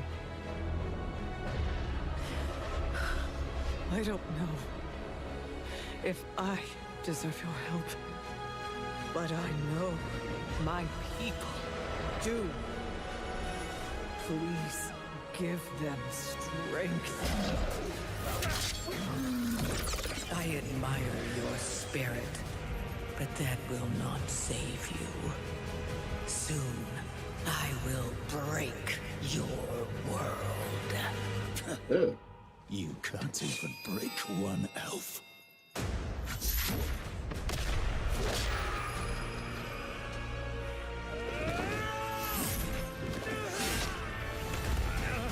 This darkness comes to devour everything. And when it is finished, there will be no more light. Without your aid,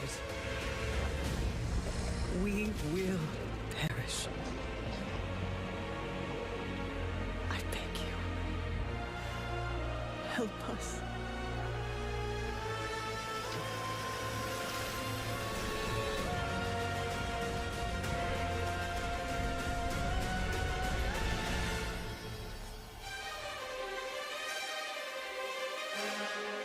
What does that sound like? That's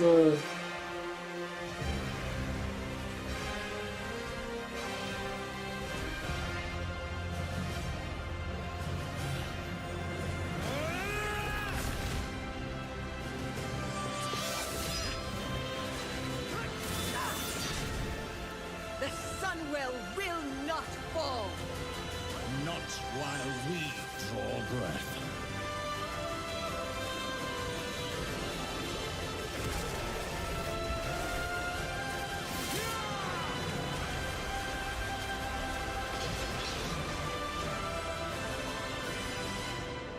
yeah, that music sounds majestic. I will say that. God damn, painfully zoom out for a bit. Sure. I'm just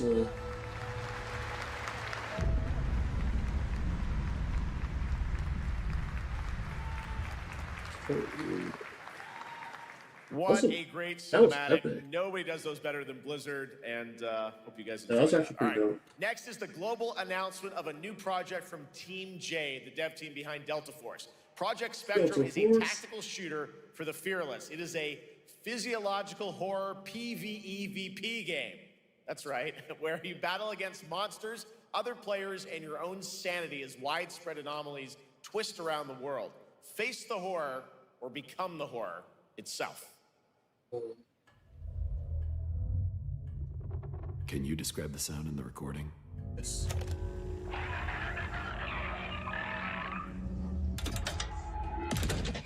Sorry.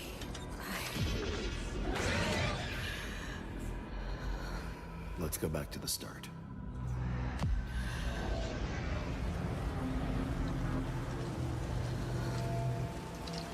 I remember the wind. Strong wind. Oh, before? When I was saying that sound like something? That's like The Walking Dead. The intro. It's like the violin going. That's what that reminded me of. The Walking Dead intro. That's what I was thinking of. I couldn't put couldn't think of it on the spot. That's what it reminds me of.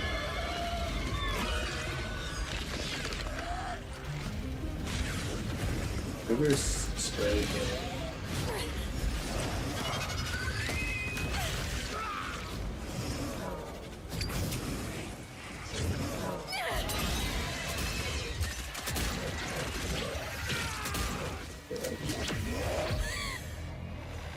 That kind of looks like gold. The loss is too heavy for you. I just have to add like the super bright highlights. But sometimes, loss can birth beasts and bury truths.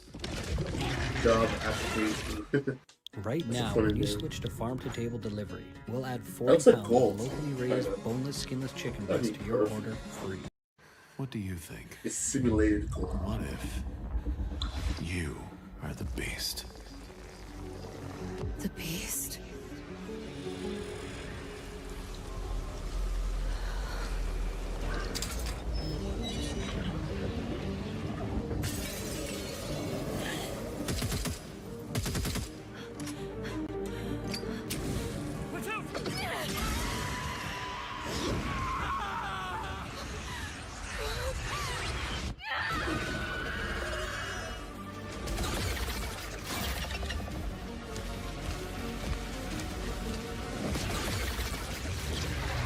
Sure, save.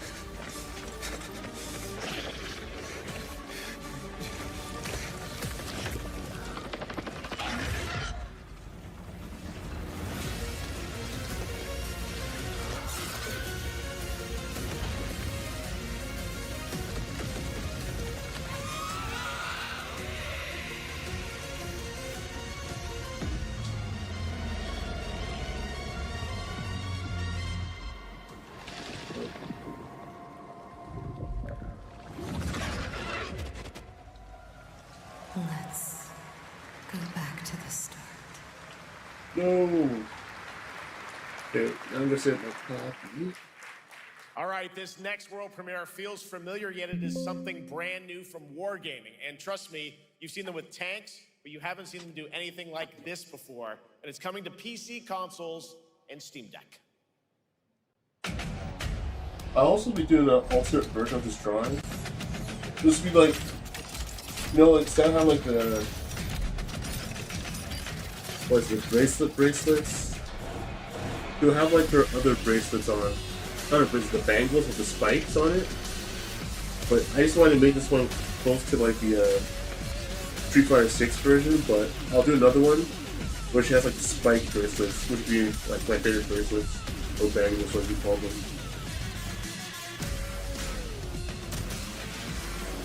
Well, the gold ones are cool. Let me show that highlight.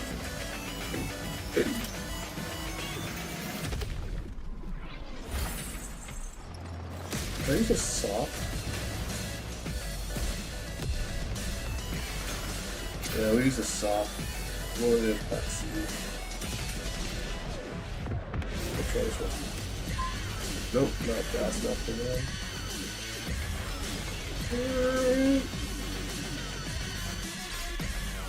I feel like that's more of it.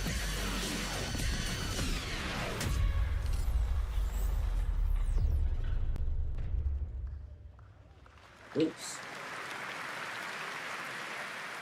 This October, Sucker Punch and PlayStation take us back to the year 1603 into the sandals of Atsu, a lone ronin driven by a single purpose to avenge the brutal slaughter of her family at the hands of the ruthless Yotei 6. Tonight, we have a new look at the deadly, beautiful world of Ghost of Yotei. I wouldn't have my eye on this game. Looks interesting. I still gotta play Ghost of Tsushima first.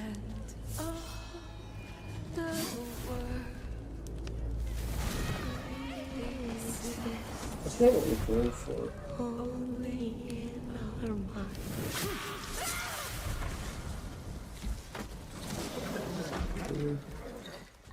Are you going to give me a line? Yeah, that's small work.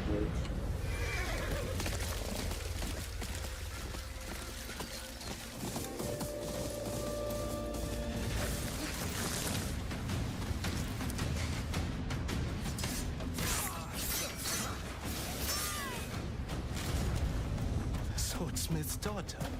I watched that tree burn. How did you escape? Same way. I survived every battle. The thought of killing you. Good.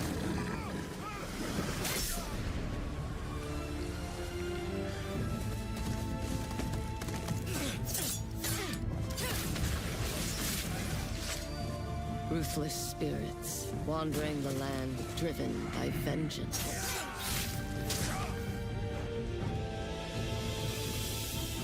Sometimes I feel like that is what I am. I am vengeance.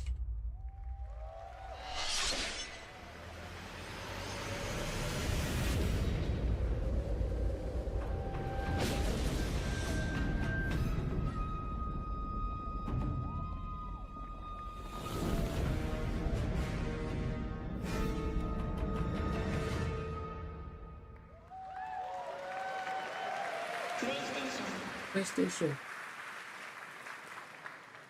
There you have it, an amazing new look at Ghost of Yotei, out October 2nd for PS5, and confirmed today on ONL. It's also getting a Legends co-op multiplayer DLC in 2026 with fantastical supernatural story and survival missions, all free if you own the base game. For nearly 3 decades, Resident Evil has terrified, thrilled, and defined the survival horror genre. Now, a new chapter rises from the shadows. Back in June at Summer Game Fest, we gave you the first glimpse at Resident Evil Requiem, and tonight, we are diving deeper with a brand new look that explores the haunting backstory of the game's protagonist, Grace Ashcroft, and why she may be the key to surviving what's coming. Honestly, I have no idea what's going on with Resident Evil. All I saw was the movie with the Nemesis, and that's it. I always wanted to play them, but I haven't watched them. That's on me. I've been on that thing all day. Well, if you're gonna work so late. Get some sleep, eh? I'm almost done, just a sec. It's cold looking better now. It's really coming down hard. Mom, phone.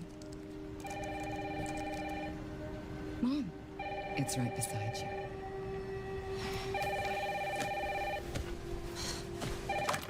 Hello? Miss Ashcroft? Yes.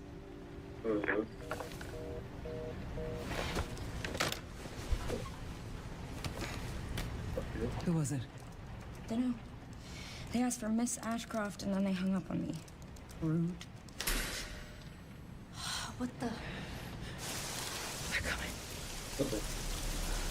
Grace, we need to go. Go where? Mom, what's going on? Hurry. Wait, who's coming? What's wrong? Man, just listen and run. This is ridiculous. Come on.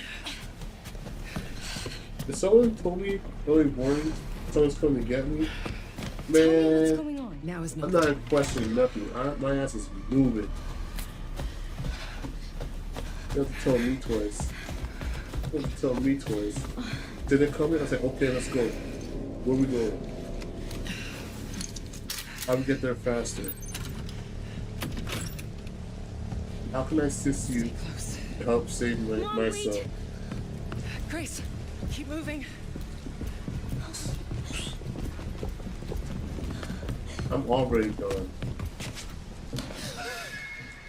Oh, who's that? They want you afraid. That's Fear makes it crazy. easier to control. Oh, I'm so sorry about the power outage. What happened? It's really no excuse, and I apologize for the inconvenience. Run, No, set it's up. fine. Don't worry. I should have it fixed soon. I just need to find my... I need it. Okay. Come on in, Grace. Hold you. Grace, look at me. Grab my hands. Okay, look at me. Look at me. In and out. Breathe in and out. I get right. Grace, I promise you I will explain this all to you one of these days.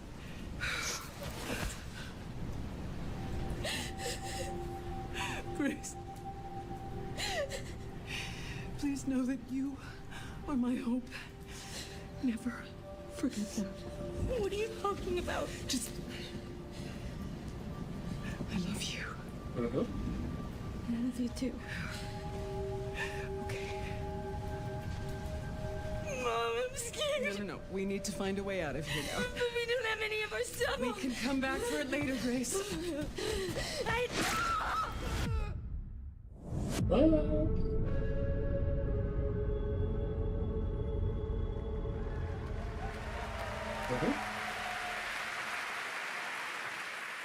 That game is insane. I got to see that sequence in Osaka about a month ago.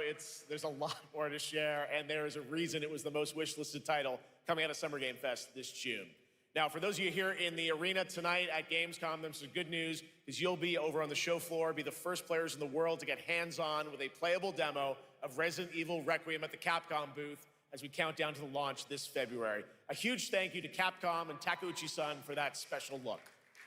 And with that, Gamescom Opening Night Live comes to a close. But the celebration of gaming doesn't stop here. We'll be back on Thursday, December 11th for the Game Awards, streaming live around the world as we honor the best games of the year and give you a glimpse of what's coming in 2026 and beyond with tons of brand new game announcements.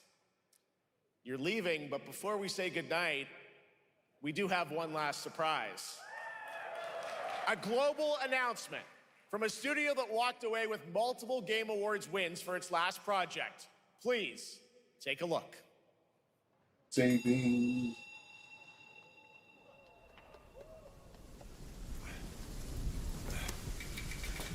I think we're almost done here. Brother, help me here. You ain't even trying. It's all me. What kind of luck we've got so far? Look at that belly of yours. Where's the Hey, mountain? that's not nice. Hey, falling fat, losing again. Drop that coswallop. Master will take us back. As long as we keep that mountain in our heart. Hey. No scolding, no flogging, life spared. No risk going back. This place, we've got food on our table and...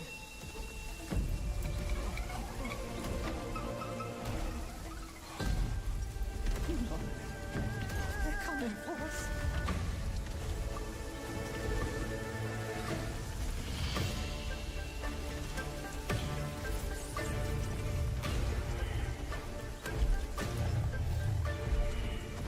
Like we need a little bit of light here.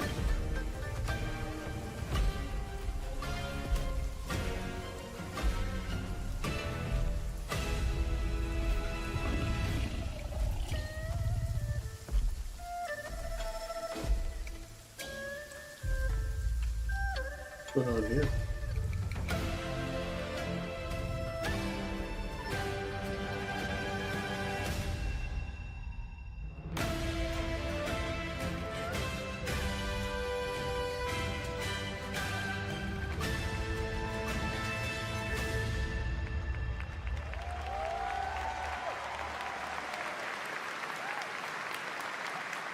There's a special announcement. Game Science has announced and kicked off development of the second title in the Black Myth series, That's what I this figured. time starring Zhong Kuei, the ghost-catching god who wanders between hell and earth. This will once again be a single-player ARPG rooted in ancient Chinese myth and folklore. And don't worry, to those who love the Black Myth series, the westward journey won't end here either. I gotta play It's been Black an Myth amazing because, opening night live tonight. Thank you so much to Shocks for joining me. Thank you so much, Jeff. I had so much fun. Also, That a was huge awesome. announcement at the end of that to close out Opening Night Live this year and kick off Gamescom 2025. It's been so much fun to host this thing again with you, Jeff. What an amazing show. Oh, it was such an amazing show. Great job to you. Thanks for coming back again, Shocks. And thank you to everyone for watching online and here, the audience in Cologne. What a great night. Have a great Gamescom 2025. And we'll see you on December 11th for the Game Awards in LA. Good night, everybody.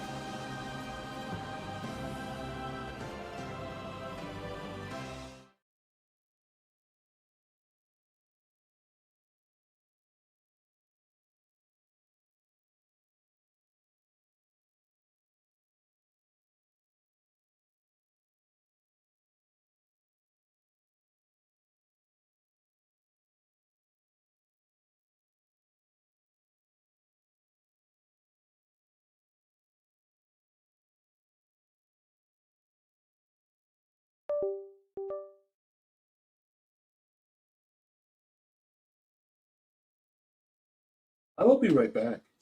I don't know why, but I kind of like when she has the tights on. I guess it gives it more contrast and color. But it's a swimsuit edition. She doesn't have it on.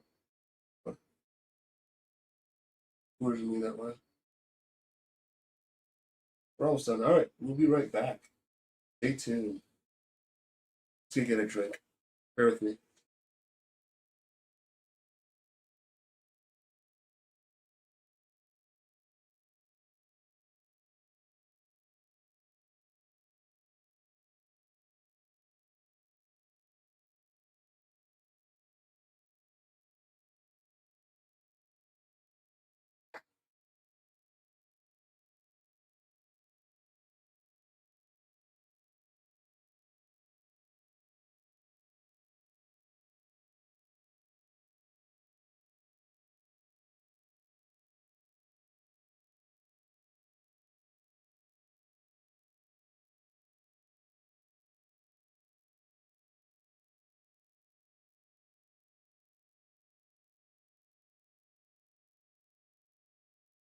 Raw Yellow. Jaden and Cyrus are super happy for Bastion and will continue to support him, but who is his opponent? Well, that's where Dr. Crowler comes in, as he is setting him up against Chaz, who he begins treating poorly, making a fool out of him in class over his previous loss against Jaden, and that if he loses to Bastion, then the two of them will have to switch dorms, effectively demoting him to Raw Yellow. This doesn't sit right with Chaz, of course, and later on when speaking to his older brothers, we learn about what the Princeton family is after in terms of success across different important fields of the world, you know, politics, finance, and duel monsters. Okay, be so for real right now. One of these things is not like the other, but whatever. I do love how serious and important this little card game is in the universe of the show. His brothers are very hard on him, putting all this pressure on Chaz to be the best so that these goals of them dominating each thing here can come true. What is Chaz to do? Oh, I know, something bad. That's a good guess. With Bastion spending the night over at the Slifer Red Boys dorm, his room was left wide open for Chaz to go snooping around, resulting in that card shop lady from a few episodes ago waking up the boys to show them Bastion's deck now scattered in the water. They aren't sure who could have done this, but Jaden knows it's because someone doesn't want to see Bastion advance into Obelisk Blue. So with the duel about to take place and his deck completely ruined, what's Bastion to do? Well, since he's so smart, he has multiple decks that he has crafted, bringing a literal meaning to the term play one's cards close to the vest, because he has a vest full of cards. Before revealing this though, the big mystery of Chaz doing this is handled right then and there before the duel takes place, with Chaz playing stupid about it, with Alexis and Zane coming in to snitch on him, as messing with someone's deck is low and a dirty thing to do. He doesn't like being accused of this, saying he's not a thief or a liar, but it's all good. Bastion has his other decks, and Chaz's plans here are foiled, but Dr. Crowler's plans are technically not. The two of them begin their battle with Chaz's stay in Obelisk Blue on the line, pushing him to really give it his all and not to lose to Bastion. The duel goes back and forth for a while as they each evenly play against one another. Eventually, Chaz is able to bring out Infernal Incinerator, a powerful monster that only gets more powerful thanks to every monster on the field Bastion has, but thanks to his formulas both in real life for him and with the type of cards that he's playing, you know, 2 Hydrogeddons and 1 Oxageddon, he ends up bringing out Water Dragon by bonding them.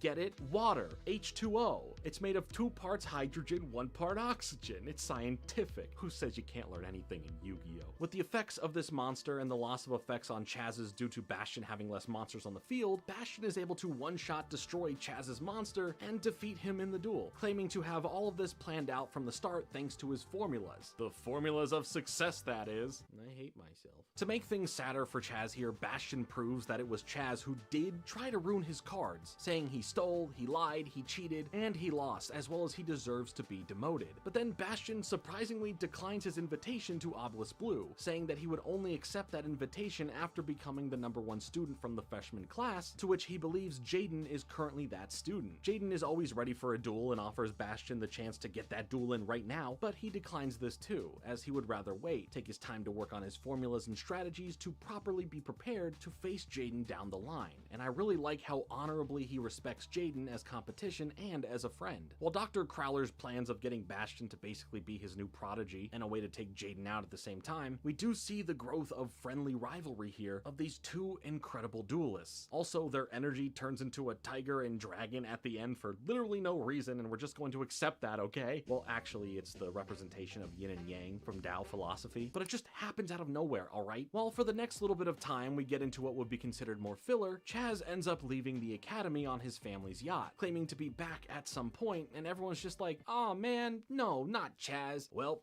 he'll come back, I guess. They spend the rest of the time this episode dealing with a monkey who escaped from a secret testing lab on the island. It's not really important to anything going on, but it's funny that the monkey's name is Wheeler, and we know that everything here is all paid for by Kaiba. So, you know, the pettiness spares no expense. Also, animal testing is bad. At one point, a special exhibition is held at Duel Academy that features Yugimoto's deck, but soon after, it ends up getting stolen by another student there named Dimitri that Jaden has to face in order to retrieve the deck and return it properly. What is cool is that we basically get to see Jaden go up against Yugi's cards, just minus Yugi being the one behind playing them and truly knowing how to use them. But it's a cool throwback to see some familiar cards and creatures come back into the series. We also get introduced to a new character that, while not super important now, will become a larger character down the road in the series, and that's Blair Flanagan. Initially trying to disguise herself as a boy like that time Lola in Zoe 101 did, but this is soon figured out, and like I said, she'll come back around later in the series. But now though, we do get back into the lore for a bit with a few things going on. Firstly is this mysterious character arriving on the island that Duel Academy is on, who is there to understand and uncover whatever secrets that are hidden regarding the school. In the meantime, there is going to be this big matchup between two different dueling schools, with the school here choosing Zane to represent them like they have in the past. But thanks to the other school going with a first-year student, Zane nominates Jaden, saying he will represent the school well, which is pretty cool to see. While the Chancellor is into this, Dr. Crowler isn't, and thinks that it should be Bastion who should be the person to represent the school, leaving Chancellor Shepard to set up a match between Jaden and Bastion to determine who will be the one to represent the school in this upcoming match. And the two of them end up really excited to finally face each other, having confidence in each of their abilities to be the one who wins, with Bastion claiming that since his duel with Chaz, that he's been crafting the perfect deck to beat Jaden with, and Jaden's honored and excited to see what Bastion has been cooking up for him. Before all of the dueling starts, Jaden and the rest of Slifer Red run into this mysterious older guy who has snuck onto the island, who is now disguised as a Slifer Red himself, and rather than being weirded out by this random new and way older Slifer Red student, Jaden accepts him and decides to show him around the place, unaware of any of the intentions of this new character. While they're all hanging out and Jaden is getting his deck together, this new guy ends up picking up one of Jaden's cards, that being Skyscraper, as he gets a flashback about it ruining dueling for him for some reason. What we can see in the flashback images, however, is what looks like a shadowy outline of Seto Kaiba, using his Blue Eyes White Dragon in a match against whoever this is, and yeah, I guess that counts as an OG character cameo. Maybe we'll see Kaiba again, who knows. In this trance of remembering what happened to him, he ends up slipping on being discreet about information regarding himself, telling Jaden that his name is Gerard, to which it actually was, instead of using a fake name while he's doing whatever he's doing. Keen fans of the series who noticed that that might have been Kaiba in the flashback, and understanding that Duel Academy was funded and put together by Kaiba, can start to see why this guy who had dueling ruined for him might be doing here, possibly trying to find a reason to make Kaiba look bad, as to get back at him in another way that isn't dueling. To get away from the conversation about his past to not seem suspicious, he changes the conversation to learn about students going missing, letting us know as the audience that he's here to find all of the dirt he can regarding the missing students, whether that be digging into these rumors or finding anything further that could be covered up. But of course, the Slifer Red boys talk about their experience with the abandoned dorm, because what an experience that was, regardless if Jaden is kind of clueless as to what really happened there. This leads Gerard here to go and explore the abandoned dorm, firstly meeting Alexis there, who is dropping a rose like last time, but she dismisses him, clearly weirded out by his interest in what's going on. Plus, she doesn't know this older guy who was wearing a Slifer Red jacket for whatever reason. I wouldn't have spoken to him either about what's going on. Meanwhile, Bastion is preparing for the duel, spending time alone in his room and eventually claiming to have cracked the code for the perfect winning formula to defeat Jaden in a duel. And as their duel finally starts, it's hard to only stay focused on such an important duel for these two, thanks to what's going on in the background with Gerard sneaking around the school for secret information. Plus, when Zane talks about the match with Alexis, she seems preoccupied in thought, not caring about the match as much as she is caring about something else, with Zane even being surprised at her attitude towards it all. With the duel going back and forth a bit, it's fun to see Dr. Crowler go from regretting his nomination of Bastion to then celebrating his choice of him for the duel. With plenty of mysteries left up in the air and Jaden put into a rough situation, we leave the two of them on a cliffhanger to see who is going to win this match. Jaden was all set for a big fusion to get his elemental hero Tempest out on the field, but Bastion stopped him by using Curse Seal of the Forbidden Spell, stopping polymerization from taking effect, leaving elemental hero Sparkman on the field against against Bastion's water dragon. While the duel continues on, Gerard is able to further his investigation by gaining access to one of the school's computers and digging into the files to find a list of students who would presumably be missing, but instead are listed as studying abroad, making it seem that this whole thing could actually be a cover-up that the school is trying to hide. One of the names on the list is Atticus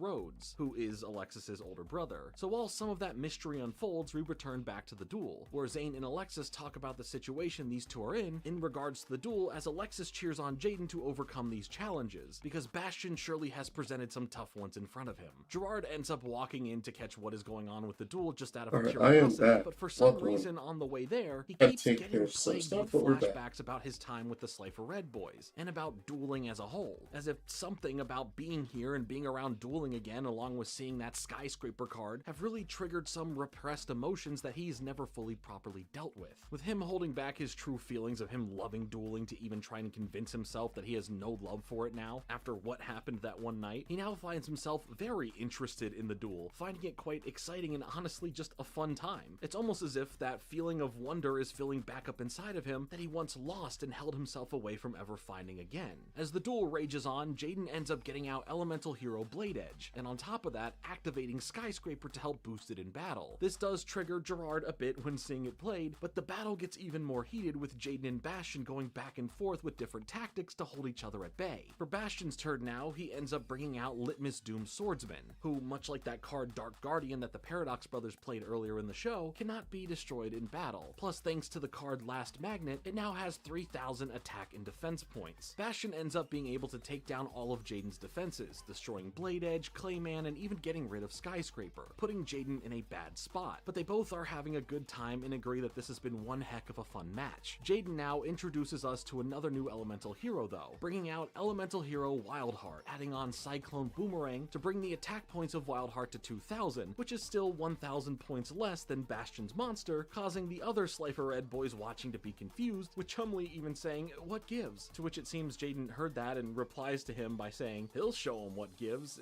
Yeah, everyone can just hear each other and talk to each other in the middle of the battle. Doesn't matter if you're sitting on the benches far away and whispering, or all the way in the heat of the loud battle happening. So I don't know what's going on, but Jaden's plan of attack here is to let the boomerang be deflected and come back to destroy itself and Wildheart, leaving Jaden to take some damage, but with its special effect of destroying 7 trap cards on the field, for every one of them, 500 points of damage are given to the opponent, resulting in Bastion being brought down to 0 life points, with Jaden winning the whole duel. The crowd seems pretty impressed, with Zane thinking that Jaden did a great job, and Alexis being stunned, but of course overall happy, and heck, even that Gerard fella is cheering for Jaden after being so excited to see such a phenomenal matchup, quietly thanking Jaden before trying to leave, with Alexis noticing Gerard leaving and heads after him. And it's honestly cool to see Gerard thank Jaden over finding the love for dueling again, and feeling something he hasn't felt in a long time. With Jaden winning, Dr. Crowler feels pretty silly once again, but the boys are all hyped after a great duel, with Bastion congratulating Jaden on winning, as he vows to make another deck that will be more ready and more calculated to take him on, to which Jaden is counting on it. And I love this friendly rivalry here so much because there is no hatred, there's no malice, just two bros who have love for the game and want to get their game on. Now that we know Jaden will be the one dueling on behalf of the school, what about Gerard's plans with his secret mission of exposing the school somehow? Well, Alexis catches up to him in the hallways, questioning what he's been up to, but Gerard decides to trauma dump a bit and give Alexis the rundown on who he is, claiming that he's a sneaky, sleazy reporter who makes a living digging up dirt and selling that information and findings, with this one being a little bit more personal, for why he'd even be interested in finding what secrets the school has. But thanks to Jaden and seeing the duel, he's had a change of heart, remembering the person he used to be and what dueling meant to him. He then holds up all of his findings, explaining that rather than selling this off to cause a major story and investigation to take place that could result in the school itself getting shut down, that he now wants to figure out what happened to the missing students, and hopefully find them, effectively joining on to the team of investigating this whole thing as he walks off.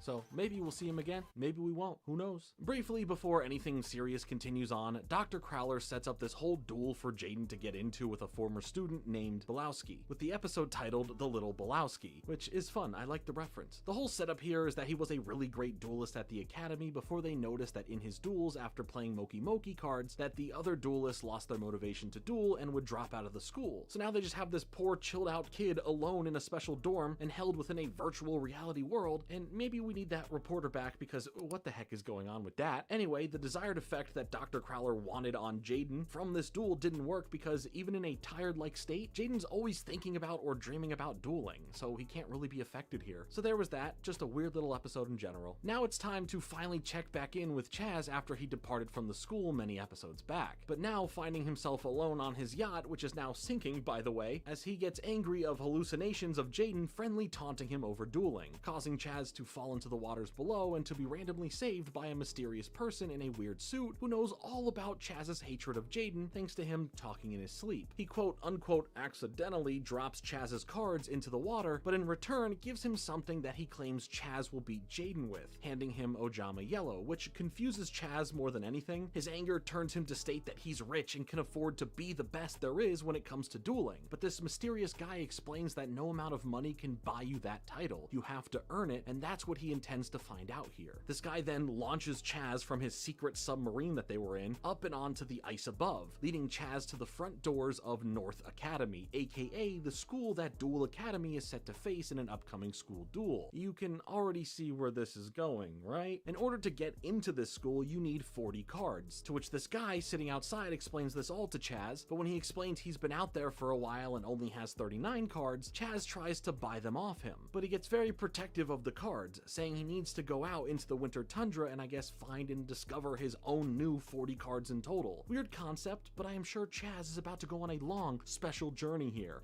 That journey lasts about 1 minute long because we get a montage of him finding all the cards needed, meeting back up at the front door with the other guy who was impressed and excited for Chaz to get into the academy. But Chaz surprises the guy by saying that he ended up finding 41 cards so that he can finally be let in as well, which in general is a really cool thing for Chaz to do despite still coming off snooty in how he's speaking to him. He tries to give him the Ojama Yellow card, but for some reason he physically can't, leading to the surprise that Ojama Yellow becomes a spirit much like Jaden's Wing Karibo, as it then begins speaking to Chaz. The other guy can't see this and Chaz just tries to push off Ojama Yellow because he's being super annoying, and now he offers another card to this guy instead, and with that they each have 40 cards and they should be let into the academy, is what Chaz would then want you to believe, because while he said he wanted to wait to then have his own entrance, it's revealed that he actually only found 40 cards and is now short 1 card and can't enter on in, prompting a hallucination of Jaden to claim he always knew that Chaz was a good and nice dude, and that when you're like this, good things happen, with karma coming right around to offer Chaz a surprise 40th card to now let him in. Inside, however, he finds the same man he helped now getting defeated in a duel as Chaz meets all of the other duelists there, with their top duelist named Czar explaining that as a bit of a hazing ritual, that in order to determine ranks between 50 and 1, anyone new will have to face 50 duels in that order, and wherever you lose at determines your rank. The other guy ended up losing right away in his first duel, but Chaz makes it seem like 50 duels in a row is nothing, and will take all of them on. During these duels, Chaz starts explaining that through his journey of finding all of these cards around the area, that life deals you all kinds of cards, and sometimes you've got to make the best out of what you got. Hey, which is great character development, you know? But I don't think it clicked with him like that saying is supposed to mean, as it plays to a literal meaning of having to play with the cards that he was dealt, that he just had to find, scattered out in this winter tundra. You get it. It's more literal than metaphorical. Ojama Yellow still tries befriending Chaz, causing Chaz to crash out on him as the others are just kind of confused as to who he's talking to or about. Eventually, it's Chaz versus Czar, where Chaz ended up having to use his Ojama Yellow, putting him up against Czar's team of Zoa and Metal Zoa, but Chaz now has Jaden still talking to him in his head as if they were on the same team. I think Chaz just needs some help, like, you know, someone to talk to. There's a lot going on in his head at the moment. Luckily, he's still Chaz Princeton, proving his skill isn't just something that he's purchased, resulting in the defeat of Czar. So yay, good for Chaz, he's #1 here clearly, but then we get the big reveal of the guy from the submarine showing up and taking off his mask to show that he's the guy from the front door that Chaz helped out, and on top of that is the head chancellor of this school and wanted to set everything up here to truly test Chaz. So he was dressed up in the submarine, quickly got undressed and hit at the front doors to meet Chaz, got defeated in front of Chaz, ran away to put the clothing back on, then just to reveal that he was that character by taking that clothing off. Alright then. As it's explained to Chaz now, he's the top student here, and will be the one representing the school in a battle against Duel Academy, giving him a chance at revenge against Jaden to defeat him, rather than learning further lessons like it seemed we were when it came to him having to make do with the cards he was dealt. The Chancellor here makes it about Chaz seeking his revenge on Jaden, to which Chaz is jazzed about. So yeah, lots of stuff going on here with Chaz. His consciousness is all over the place, going back and forth about doing the right things and doing the right actions, but also in the end was still having the wrong mindset about it. Yu-Gi-Oh! GX will continue in a moment. Deadpool and Wolverine. What you thinking about? Get off of me. Almost done. Almost done what? This is what I'm talking about. Big slow motion action sequence. Who knows if you live or die? She's coming with us. No, she's not. Oh, yes.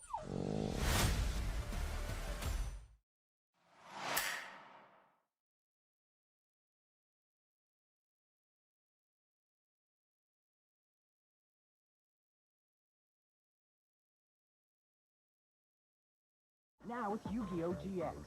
Now it's time for the big school versus school duel between Duel Academy and North Academy. North Academy seems nearly cult-like from the structure of the buildings, to the location, to how they treat their top students that they have, and Chaz now dons a sleek new, all-black jacket instead of his obelisk blue one, with the Chancellor giving him some powerful new cards to add to his deck, while the other students chant, "Chaz it up." Yeah, you know, things ain't right here. They then arrive at Duel Academy, where Jaden is eager to meet his opponent, as it is revealed that it is Chaz, and Jaden doesn't understand this for a second, not realizing that he's their top student to go up against him. Once this is all cleared up, you can see how ready Chaz is for this match, but this is interrupted by some helicopters coming over them, as it ends up being Chaz's older brothers who are expecting him to win and want to use this duel for good publicity for their family business, making sure that the duel itself is broadcasted all around the world for everyone to see. Both brothers privately confront Chaz and talk about him making a big show of how he will be the king of duel monsters, because this is what is expected of him, mentioning him as a slacker, and now we see where he takes those harsh words thrown at him to then toss at others like Jaden. They hand him a briefcase full of expensive, powerful cards that they have purchased for him, telling him that he'd better go out there and win and show everyone why the Princeton name is so prestigious. Chaz is kind of in some form of silent shock from this, not being able to fully speak back against his older brothers and the family plan in general. But shortly after, in the restroom now, Chaz ends up having a bit of a breakdown, telling himself in the mirror in a voice that sounds like he's holding back tears that he needs to man up and go out there and win, and show his brothers that he isn't a slacker, showing us how much pressure he is under, and a bit of the real Chaz who is struggling behind the curtains. Jaden, however, catches all of this when walking by, seeing what Chaz is going through, but doesn't make himself known. Before the big duel starts, Jaden speaks to his friends about understanding more of what Chaz is going through and knowing how hard it must be to be under such intense pressure, and that no matter what, one of them is going to lose here. Chaz makes his own entrance onto the field though, telling everyone at Duel Academy that he is not the same Chaz they once knew, despite that being, you know, only like a little over 10 episodes ago again or something since he left. But he has everyone who came from North Academy chanting Chaz it up to make a show of force for who he is and that his name carries weight in the world of dueling. As the duel gets going, Chaz eventually summons Armed Dragon level 3, making Chancellor Shepard realize that the Chancellor from North Academy gave him that card, instantly worrying him. There is a bit of a bet on the line between both schools, one that we will get to later, that does involve both of the Chancellors here, but you can see that Chancellor Foster from North Academy isn't playing around and doesn't want to lose like last year, no matter what the cost may be now. Jaden's excited as usual to see what Chaz is setting up, with the crowd getting worried as Armed Dragon now becomes level 5,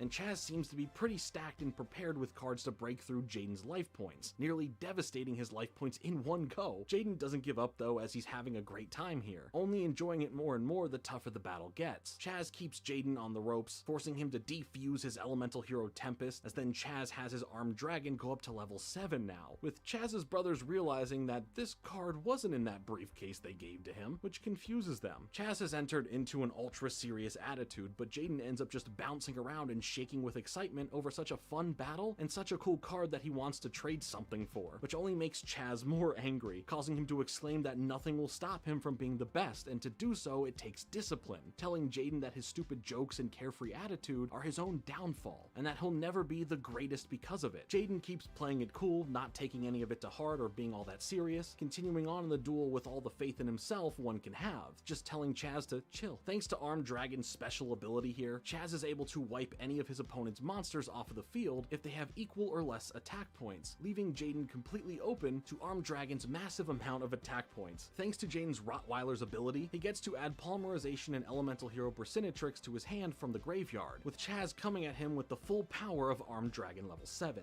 Jaden ends up protecting himself thanks to his face down card Hero Spirit, sparing his life points from being attacked for now. Jaden then draws his Winged Karibo, hoping this can help him out in the bind, but once summoned, Yellow Ojama comes out to speak with Chaz, to which Winged Karibo points out to Jaden that Chaz has his own dual spirit much like he does, because now this is just a normal thing that some people can have, and the only ones who have it can see it and see the others who do as well. Welcome to the Yu-Gi-Oh anime. Who knows what can happen or make sense sometimes, but as long as we're having fun, then that's all that matters, for the most part. Either way, the match continues with Winged Karibo saving Jaden for longer in the duel, with Jaden being able to use Pot of Greed. That's a new card, never heard of that one before, know what it can do, but he then uses Special Hurricane to destroy any special summoned monsters, taking care of the Armed Dragon, with Jaden bringing out Elemental Hero Wildheart to attack Chaz directly to keep the battle heated up here. Chaz uses the graveyard in the 4th dimension to get some of his Armed Dragons back into his deck to be shuffled in, while he then plays another Armed Dragon level 3 to the field. He's feeling all the pressure to show his brothers that he's the best and will live up to their family name so as to not let them down and ruin their plans. Jaden ends up realizing Chaz isn't doing so well in the head at the moment, thinking of how he can help Chaz realize that this pressure shouldn't be there, and that this duel is all for fun at the end of the day. He snaps into Get Your Game On mode, which is just like when Ash would spin his hat backwards in the Pokemon anime, knowing that he has to show Chaz what dueling is all about. After Jaden defeats Chaz's Armed Dragon level 3, he activates the Graveyard of Unkindling, allowing each of them to special summon a monster from their graveyards to the field in defense mode. While Chaz brings his Armed Dragon level 5 back out to the field, Jaden brings back Hero Kid, a card that he secretly discarded in order to use Special Hurricane earlier that has the effect to bring out the other Hero Kids in his deck, having a total of 3 on the field now in defense mode. Chaz isn't too worried about Jaden's defenses here, playing level up to turn Armed Dragon level 5 into level 7, bringing the situation to where it was earlier. By then playing Armed Charger and attaching it to Armed Dragon level 7, he attacks Wildheart, destroying him and leaving Jaden with only 300 life points. By doing this, the effect is activated where Chaz can now bring a monster back from the grave to his hand just so long as it is under the amount of attack points than the monster just destroyed, bringing back his Masked Dragon that he immediately sacrifices to the graveyard to use Armed Dragon level 7's ability, allowing him to wipe out all 3 Hero Kids on the field, leaving Jaden wide open to Armed Dragon's attacks, literally looping us all the way back around to the same situation from earlier. Jaden isn't feeling anything but a nice time, enjoying the match and telling Chaz that despite the pressure his brothers are putting on him, that he should just be having fun. Winning or losing, it's about enjoying the game itself, which is why Jaden is able to be so calm and is having a great time despite being in such a dire situation. He also fills Chaz in on knowing that it's the pressure from his brothers that is causing him to have a reason to duel rather than doing so for the fun of it. Chaz doesn't bite on what he assumes is bait, saying he duels to win, as Jaden is basically like, well,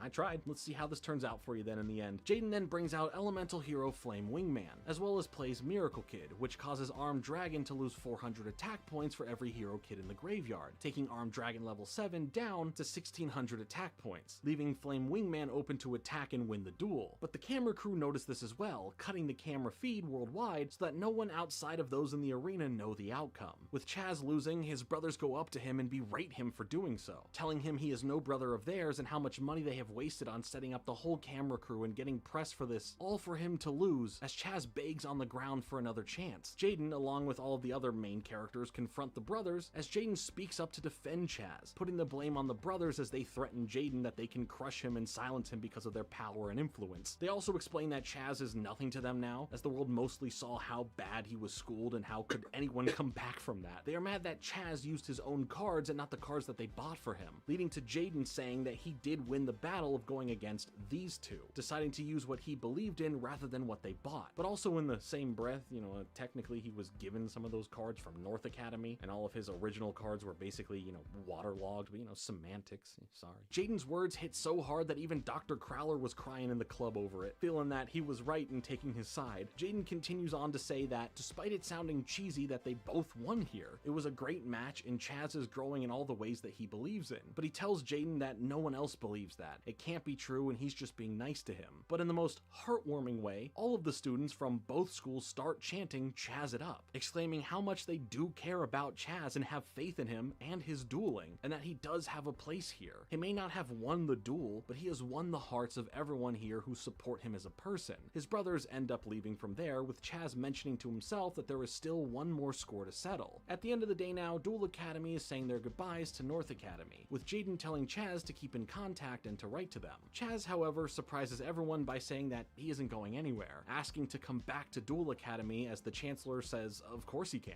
He's one of the school's best duelists. While North Academy is sad over this, Chaz knows that he belongs here and wants to be in the presence of those who truly have had his back. But will his attitude fully change? I guess we'll find out. We also get to find out about the side bet that both Chancellors had, and that was getting a kiss on the cheek from the most beautiful woman on the island, Miss Duel Academy, who turns out to be Miss Dorothy, aka the card shop owner. I just love that before they show off who it is, Jaden and Cyrus run up to the stage as Jaden says, "Sounds hot," while Cyrus asks Jaden to be his wingman. Okay Cyrus, we see you. Anyway, the Chancellor also tells Chaz that since he's technically new to the school again, he will now be a Slifer Red, freaking him out and demanding that he have his own room as everyone gives him a big welcome to Slifer Red, spelling out Slifer, as even though he's complaining about it all, he ends up posing with them, which is odd but funny. I blame it on translations. Heading back into the shadow game side of things, Cyrus wakes up in the middle of the night to accidentally find that Professor Banner is on the computer speaking with someone who tells him Jaden must be tested, and that there are plans to bury students alive, which is weird. The teacher doesn't notice Cyrus, but we do see that his cat Pharaoh takes notice of him. Is that important for something in the future? Maybe, maybe not. Conveniently though, the next day in class, Professor Banner tells his students about a special field trip to another part of the island that has some old ruins on it, with the trip ending up only consisting of Jaden, Cyrus, Chun-Li, and Alexis, who are going with the teacher. While Alexis is there because the ruins have ties into the shadow games apparently and wants to find out more information regarding her brother, Cyrus is worried that something bad is being planned for them and specifically Jaden, trying to warn him, but Jaden doesn't really give it any attention. And after a long journey across the island with lots of complaints from Chun-Li, Pharaoh ends up stepping on some special rune hidden in the ground that activates weird glowing beams out of the ground as the sky begins to start distorting around them. Everyone tries to take shelter from what is going on while Jaden tries to lead this weird anomaly away from the area as if it were somehow established that this colorful storm was sentient and would follow him, but okay. After this, we find Jaden passed out, only waking up to find the ruins how they once were. Not so much ruins, back intact, with Winged Karibo out and hanging out with him. Jaden just thinks he's dreaming, especially since he can actually feel Karibo here, showing that he's not just a spirit. This is all interrupted by a mysterious woman who tells Jaden that he can't be here, that this is sacred ground, and that he is in danger as some guards walk by. The lady tries to hide Jaden, explaining that the others like him were already captured by the Gravekeeper, with Jaden demanding to be taken to who is in charge so he can get to them to let his friends and teacher go free. She's very much trying to help while at the same time warn him from what's going on, and his attitude here just made me laugh out loud, especially when she's all like, "You'll wait right here," and then he's all like, "No I won't," as an immediate response.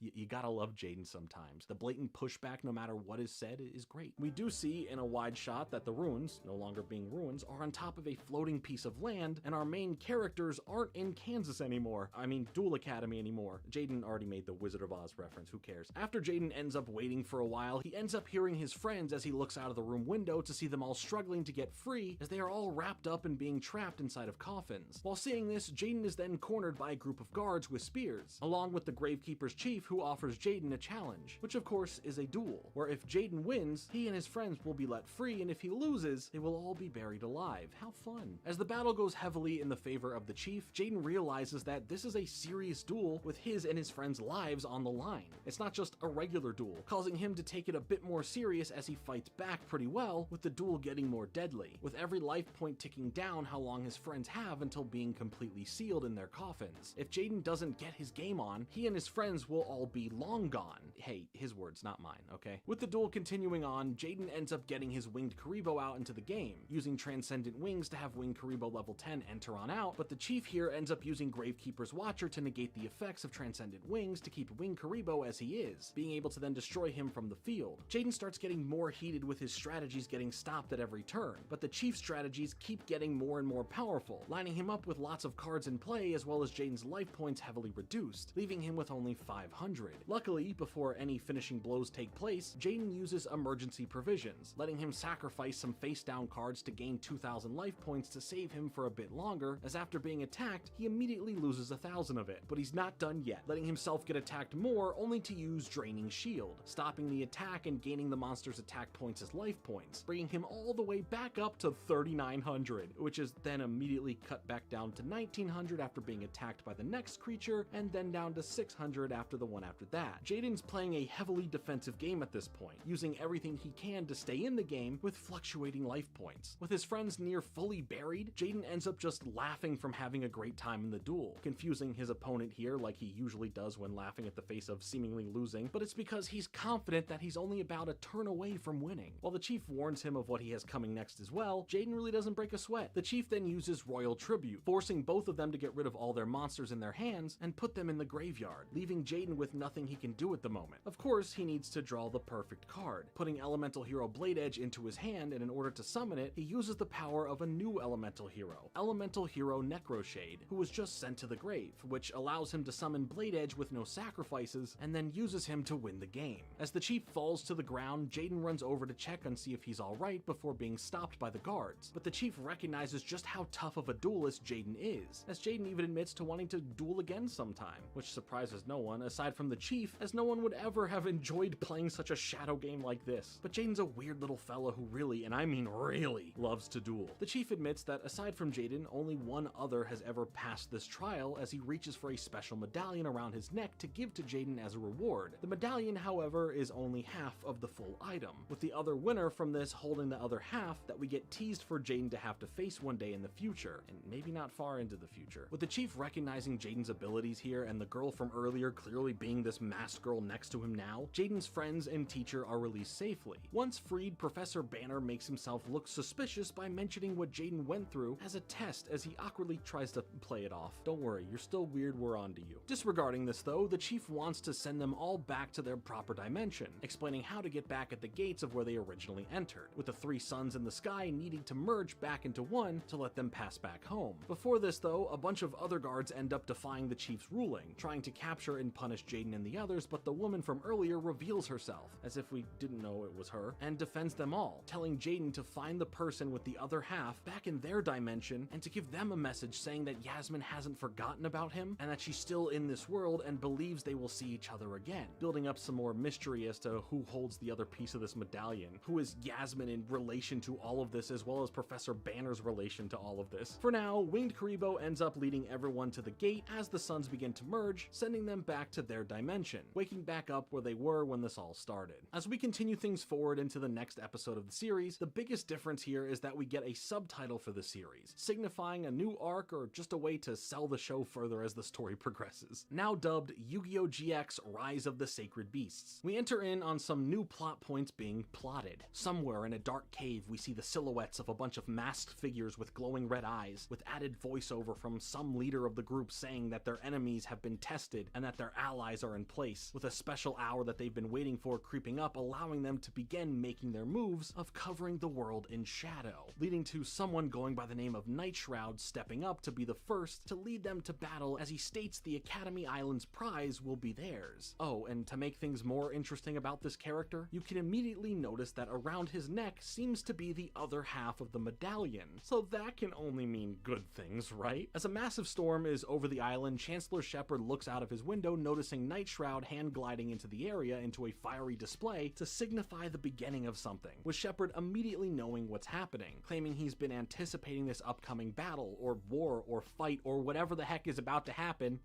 We see that Nightshroud's medallion begins to glow, as well as Jaden's while he sleeps. However, things seem normal as the next day starts. Everyone's in class, Jaden has another ridiculous way to try and hide himself sleeping while looking awake, but not too long into the day, Jaden, Chaz, Bastion, Alexis, Zane, Professor Banner, and Dr. Crowler all get called into the Chancellor's office, confusing them all for why they were asked to come and see him. Dr. Crowler makes a joke at Jaden's expense regarding all the school's best duelists being here, with one thing not being like the other, but Jaden deflects this by saying Chaz was invited here as well, with Chaz getting mad and saying that he was talking about Jaden, not him, and I just love this bit of banter happening between them all. You can never really tell if Jaden's just being stupid to be stupid, or if he's actually stupid, but you know, stupid in like a nice way, like silly. Turns out, aside from the whole abandoned dorm with missing students and all this shadow game other dimension set stuff, that reporter guy Gerard may have been onto a lot here, as there is more hidden within the school, more cover-ups, literally, as the Chancellor explains to this selected group that there are such things as the Sacred Beast cards, which are these 3 beasts that all resemble similarities to the Egyptian god cards, but stem from designs and lore based on Judeo-Christianity. One thing I love about Yu-Gi-Oh! Is all of the lore just behind the cards themselves, their influences, what they represent, and so much more, and these 3 sacred beasts are no different. Maybe that's something down the line to deep dive on my other channel, but if you're looking for Pokemon lore, check out my second channel, as I'm working on some fun Pokemon lore related videos over there. But let me know if you'd want to see some Yu-Gi-Oh! Lore too. Anyway, the Chancellor explains that these cards are important, and they are locked away underneath the grounds of the school itself. See, a literal cover-up. Man, what is this school? Heck, part of the reason the school was built in the first place was to protect and hide these cards away, which is crazy in general, by the way. Chancellor Doomscroller over here explains that there is said to be nothing but a terrible fate if these 2 powerful for humanity cards were to see the light of day, explaining that the world will turn to chaos and it will be the end of every living thing as we know it. Man, then why are these chunk of episodes titled Rise of the Sacred Beasts? It should be titled The Continued Hiding of the Sacred Beasts or something. Shouldn't be making them rise,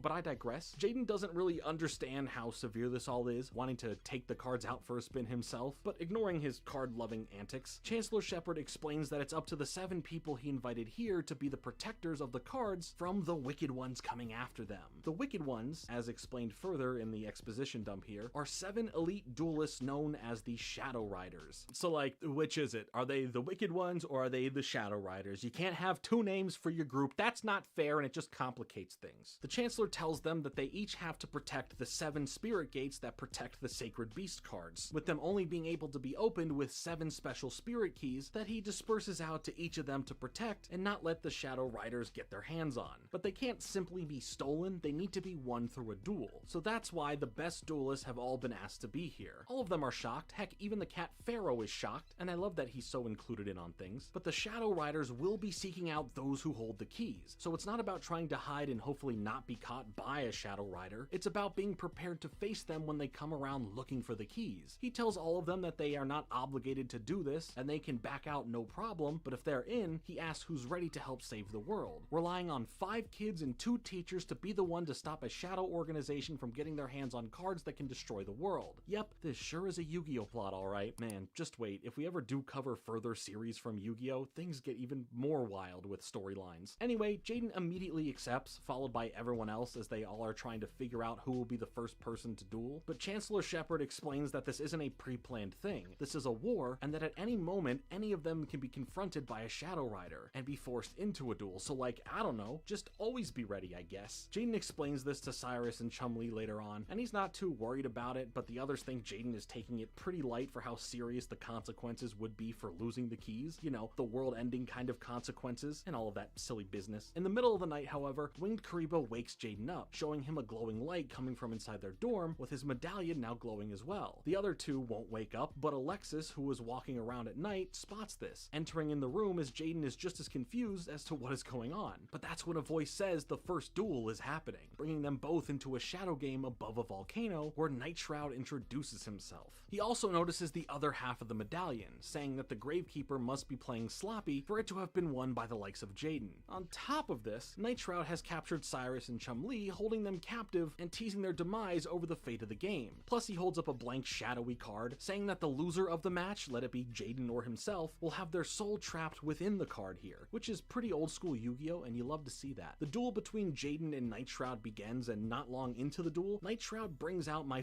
favorite Yu-Gi-Oh! Monster, the goat of all goats, the Red Eyes Black Dragon. Sorry Jaden, I might have to be on Nightshroud's side for this one. He literally has the best card ever, and I'll be mad if you win. The Shadow Riders want to get their hands on the Sacred Beast to start Doomsday. At least that seems to be their plan based on Nightshroud's mentioning of needing that to start Doomsday. Luckily for Jaden, he ends up getting Elemental Hero Rampart Blaster out, putting her in defense mode to protect himself while using her effect to attack Nightshroud's life points a bit. Unfortunately for Jaden, Nightshroud pulls Inferno Fire Blast, allowing his Red Eyes to attack Jaden directly at the cost of sacrificing its main attack phase this turn, which is a fair trade-off. It couldn't destroy Rampart Blaster anyway because of the defense it has. This brings Jaden all the way down to 700 life points left already. Not a good spot to be in, but we've seen Jaden in worse spots. Nightshroud then plays Attachment Dragon, forcing Rampart Blaster into attack position so it can no longer attack directly, and on top of that, be weak enough to be destroyed by Red Eyes on the next turn. return. With his friends' lives on the line, his own soul, and the ownership of his spirit key for the sake of the world, Jaden relies on his next draw to help him out of a pretty bad predicament. Yu-Gi-Oh! GX will return in a moment.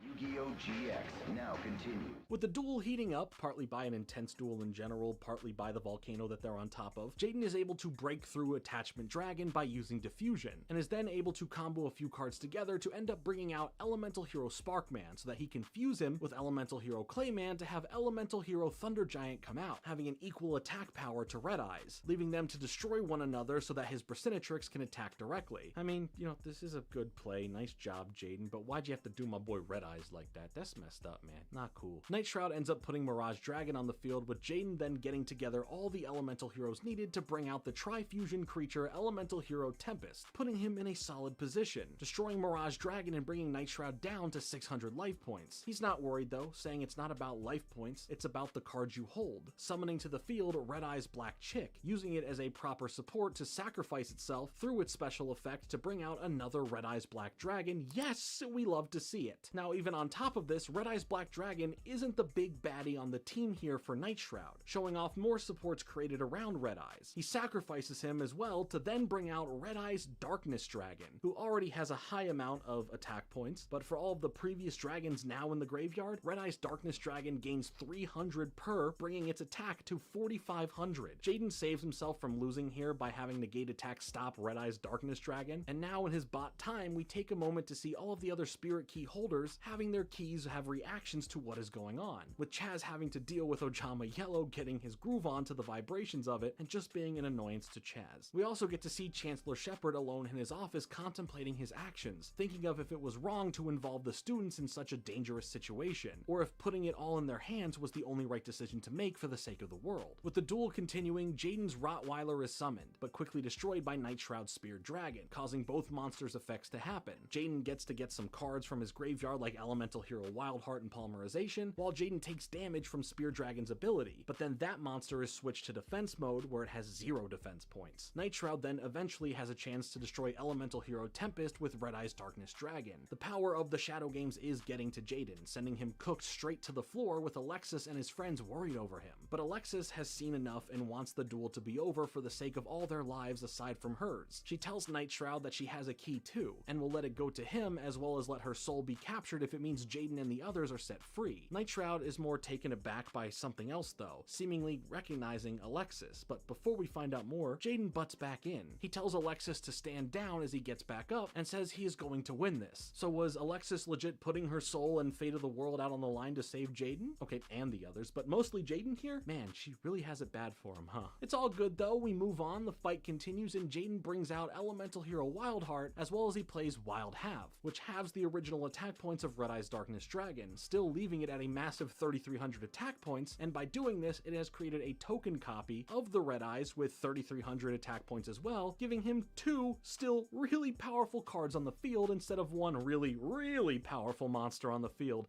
You better have a plan here, Jaden, because this still doesn't look too good for you, but you know what, I'll trust the process. Jaden then brings out a new Elemental Hero fusion, putting together Wildheart and Blade Edge to create Elemental Hero Wild Edge. Okay, that one's not a very creative name. It comes out with 2,600 attack points, which still isn't enough to take on the armada of Red Eyes Darkness Dragons here, but his effect lets him attack all of his opponent's monsters. Added on with the ability of Skyscraper now being played, Wild Edge gains 1,000 attack points, making him more powerful than all of Night Shroud's monsters, attacking them all and winning the duel as fire then engulfs Night Shroud, as Jaden is more worried about his friends being safe, but from the exhaustion from the duel he collapses, with Alexis trying to go and help him, leading to both of them being engulfed in flames as well. Luckily, this just transports them all out of the volcano and into safety. Jaden appears to be okay, but just passed out from everything, with Cyrus still crying over Jaden as if he is dying, regardless of Alexis being like, hey man, he's just sleeping from exhaustion, he'll be fine. Night Shroud, however, has had his soul trapped into the card, or more so what looks like just the mask that he was wearing, with Alexis going over to his body only for that person to wake up for a moment and utter her name, leaving her shocked at who she is looking at. With the other students coming over to see Jaden and learn about what happened, Zane goes over to Alexis to see her hugging the body of the Shadow Rider, with tears flowing from her eyes and claiming that this is him, this is her brother Atticus, with Zane having a shocked reaction to noticing him as well. Now that the darkness has been lifted off of him, it seems like her long-lost brother is back, and it seems like we get a little more understanding as to what has happened to the missing students perhaps. While the ending here looks pretty happy on the surface, Jaden seems to be pretty roughed up, leading to them all understanding that if this is what it looks like to win one of these duels, then how much worse could it be to lose? With Jaden recovering from everything and Atticus in stable condition, but not awake yet, we instantly get into the next Shadow Rider coming to the island, with it being a female vampire that ends up becoming this rumor all around campus that there is a vampire on the loose. But our secret Spirit Key Society task force here is already getting debriefed about it and made to be on the ready for anything that happens and alert to anything that they notice. Her bats are scattered all around the school to spy on the key holders, where we see how each of them are preparing for any chance encounter, with Professor Banner being the most superstitious towards the thought of a vampire being real and having to deal with it. Once this vampire has gathered the intel she needs, while taking a bath mind you, she decides that her target will be Zane, literally rolling out the red carpet for the duelists to come to her at the lake, with Dr. Crowler forced by the others to lead the charge here and take her on in a duel. She appears in front of them, telling Dr. Crowler that he isn't worthy of her time as she wants to go against Zane, but after taking offense to this, he pushes back and ends up being the one that she will duel for now, setting up the stakes, not a vampire joke, of the duel by putting Dr. Crowler's soul on the line to be put into a little voodoo doll if he loses. Her actual name is Camula, and she thinks that this will be an easy duel and just something that she'll have to get right through to get to what she really wants, and that's to duel Zane. Dr. Crowler even gets into the groove a bit and is having fun seemingly taking the lead, but that doesn't last long, with Camula's creatures hurting Dr. Crowler as he then realizes that this is in fact a shadow game. But thanks to his pride as a teacher, he stands up as a protector of his students, which is pretty cool to see for such a guy that you're made to hate for basically the whole show up until this point. While he may not be a duelist the students full on think can handle this, he does have a few tricks up his sleeve that are impressive strategies. I mean, he is a teacher after all, but he may only serve as a buffer to protect the others from having to duel temporarily. The other students really want to step in and figure something out, but Dr. Crowler won't let them, refusing to let anyone step in. He ends up getting inspiration from the one person he probably wouldn't want it from, as Jaden tells Camula that Dr. Crowler can beat her and that he is a great duelist, which is cool to see him propped up a bit and more fired up for the duel thanks to Jaden. Then Camula starts speaking somehow while just having her tongue swinging around, but regardless, her bats are up to something, with her admitting that her bats have been spying on everyone, giving her the advantage. When the duel is not looking good for Dr. Crowler, he turns to everyone and says no matter what happens to him, remember this. It's true that he may have been hard on them all at times, but it's simply because he believes in them. Therefore, if he falls here, there is still hope, because he knows they all will rise. Beautiful, 10 out of 10. Zane tells him not to talk like that, but Camula seems ready to end things off, bringing him all the way down to 100 life points as he taunts her about the Shadow Riders supposedly being so tough, indicating that she's not. She then sends in her final attack, with Dr. Crowler turning to Jaden and saying, "Avenge me, my boy." And Jaden's like, "I will, but you're not my dad." With the final attack taking out Dr. Crowler, everyone is stunned at the result, leaving them no choice because of the rules of the duel that she gets to take the key from him fair and square. Plus, as a bonus, Dr. Crowler's soul is then trapped within the little voodoo doll. Jaden nearly steps in to face her, with Zane holding him back, not saying a word, as she then leaves the area, waiting for them to come and find her again for the next duel. With Jaden refusing to properly rest up from his duel as the others are trying to plan on what to do, deciding their course of action, it seems Zane has a plan of his own, as he begins to head off alone as Cyrus notices this and confronts him on where he's going, telling Cyrus that with all that's on the line, he should already know where he's going, which is to go find Camula to duel against her. In the meantime, Ojama Yellow and Chaz realize that Dr. Crowler is sentient within the voodoo doll, so that's funny, but the bats are coming out to play, alerting all of them that it is time to deal with her again. And Zane didn't fully go alone though, he was just kind of waiting for all of them to catch up and follow him at their own pace when they were ready, I guess,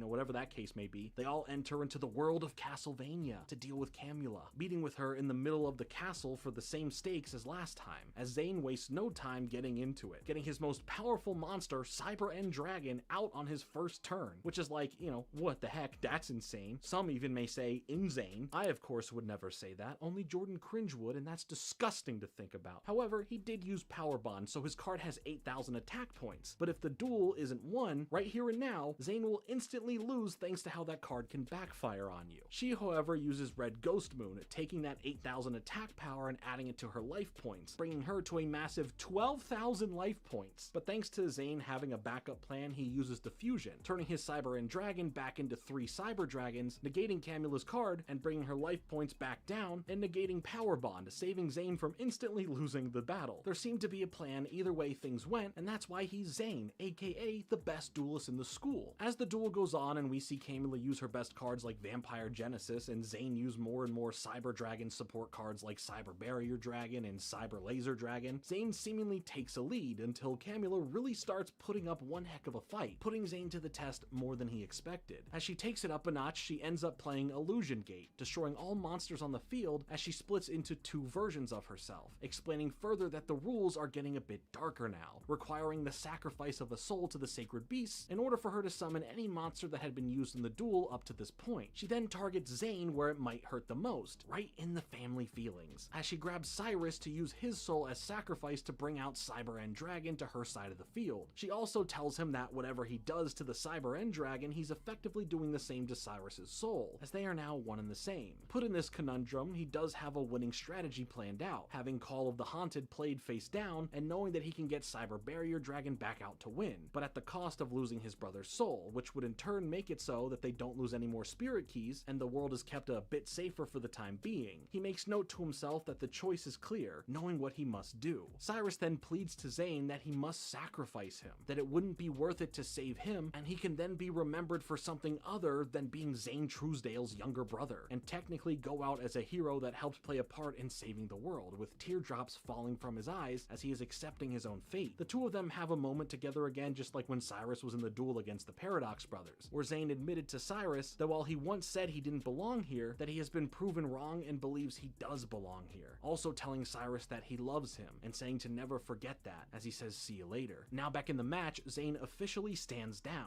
shocking everyone with his decision as Camula uses Cyber End Dragon to finish Zane off. After he is turned into a voodoo doll as well, she keeps this one, unlike the Dr. Crowler one, as she then vanishes along with having 2 keys on her now. Aside from the heartbreak that Cyrus and the others are feeling, what are they to do if their best duelist in the school couldn't beat her? Well, he could have, he just couldn't sacrifice his own brother's soul to do so. Jaden, despite not being fully healed yet, screams out into the night saying that no matter what, he is going to take her down and enough is enough, leaving us with our first 3-part episode saga in the series, with part 1 and 2 ending in pretty devastating ways. 2 main characters turned into voodoo dolls, 2 spirit keys acquired, and a 3rd match for Camula to face in the way. With 2 of the 7 gates holding back the sacred beasts now unlocked, the Chancellor receives a call from a mysterious figure that seems to be in a special liquid tank similar to a Bacta tank from Star Wars or the special pod Mewtwo was born in. He tells Chancellor Shepard to just give up, but he won't. He has faith in his students and teachers to stand up against the vampire and the rest of the Shadow Riders coming after that, and whoever this mysterious guy is. Atticus also finally starts waking up, but in the meantime, the others are trying to figure out what to do as Jaden does still need his rest and isn't in the best shape to go and handle Camula. They plead with Professor Banner to do this duel, but he's having a hard time finding the confidence to handle this situation as he's pretty scared and superstitious when it comes to vampires. It's all good though as Alexis arrives with Jaden, who is looking a lot better now and is now wearing both halves of the medallion, as Alexis takes us back to what feels like a second ago to see what happened after Atticus woke up. Atticus explains to Alexis that Camula has a shadow charm that allows her to steal souls, which made the last duel specifically impossible for Zane to go through with winning, but apparently she can be stopped from doing this with another charm, that being the medallion here, which will allow them to just be able to defeat her in a regular duel and not have to worry about any dirty soul-stealing tactics getting in their way again. Jaden leads the charge into the castle to face her, wasting no time getting elemental hero Tempest out instantly as she tries to use Illusion Gate again. But when she tries to sacrifice a soul for this to work, with her also threatening to just take everyone else's soul at once, Jaden's medallion pieces click together, sending out a shock force that stops Camula from doing anything soul-related. She, however, still wants to use that card, offering her own soul in exchange for wiping out elemental hero Tempest from the field. field, as well as putting him on her side now. With her soul on the line, however, she won't be holding back anything, attacking Jaden with everything she's got. But despite being pretty hurt from all of that, Jaden plays his trap card Crossheart, bringing back Tempest to his side of the field, making her Illusion Gate strategy with her soul on the line a bit of a waste. Luckily, she has Pot of Greed. Nice. Not so nice, however, is that she ends up getting her Vampire Genesis out. As they all know how prepared she has been to deal with their decks and playstyle, she explains again that her bats are her spies and have fed her all of the information she's needed. With Jaden not doing so well, and the morale from the others, especially Chaz, being pretty low, Camila ends up telling us a bit of a backstory about vampires in general, talking about how they once lived in harmony with regular people, but once war broke out, with either side not knowing who really started it, many of innocents were slaughtered. And as for the vampires themselves as a race, she found herself as the sole survivor, locking herself away in a coffin until she was found one day by a shadowy figure, one who offered her the shadow charm that she has around her neck in exchange for helping this person acquire the sacred beast cards, or if she were to decline this, just live the rest of her life in the coffin, alone, forgotten, and hidden from the rest of the world. And with her wants with the power of the shadow charm, it would allow her to gain souls so that she could then use them to resurrect her army of vampires to then take revenge against humanity for slaughtering them a long time ago. Jaden doesn't really care about the backstory, just what's at stake, playing Fusion Gate to not only get his elemental hero Flame Wingman out on the field, but to then fuse him with elemental hero Sparkman to give us another new elemental hero fusion, and one that was really cool at the time to see, back when this all originally came out, and that's elemental hero Shining Flare Wingman, a card Camila wasn't expecting based on her spying tactics. For each elemental hero in the graveyard, Shining Flare Wingman gains 300 attack points, bringing him to 3100 attack points, being able to destroy Vampire Genesis. On top of this, thanks to Shining Flare Wingman's ability, she gets hit with the amount of attack points of the monster just destroyed, bringing her life points down to 0, with her soul then being taken as a sacrifice from the Illusion Gate. Zane and Dr. Crowler end up returning to human form and are alright in the end. The whole castle itself was a part of the Shadow game, with everyone needing to escape from it in order to be safe, and luckily they do, as the bright sunny days return to the island, stalling the end of the world some more as our heroes have defeated their toughest opponent yet from the Shadow Riders, as well as giving us some more lore about this mysterious figure pulling the strings behind the scenes. It's Yu-Gi-Oh! GX. Alrighty. I'm gonna end my live here. I'm pretty much done the painting. I'm gonna post the finished artwork on my social media platforms, and feel free to follow me on Instagram, Blue Sky, Tumblr, TikTok, Twitch, YouTube, and Patreon for more cool stuff. Alright, I'll see you guys in the next one. Have a good one. Bye.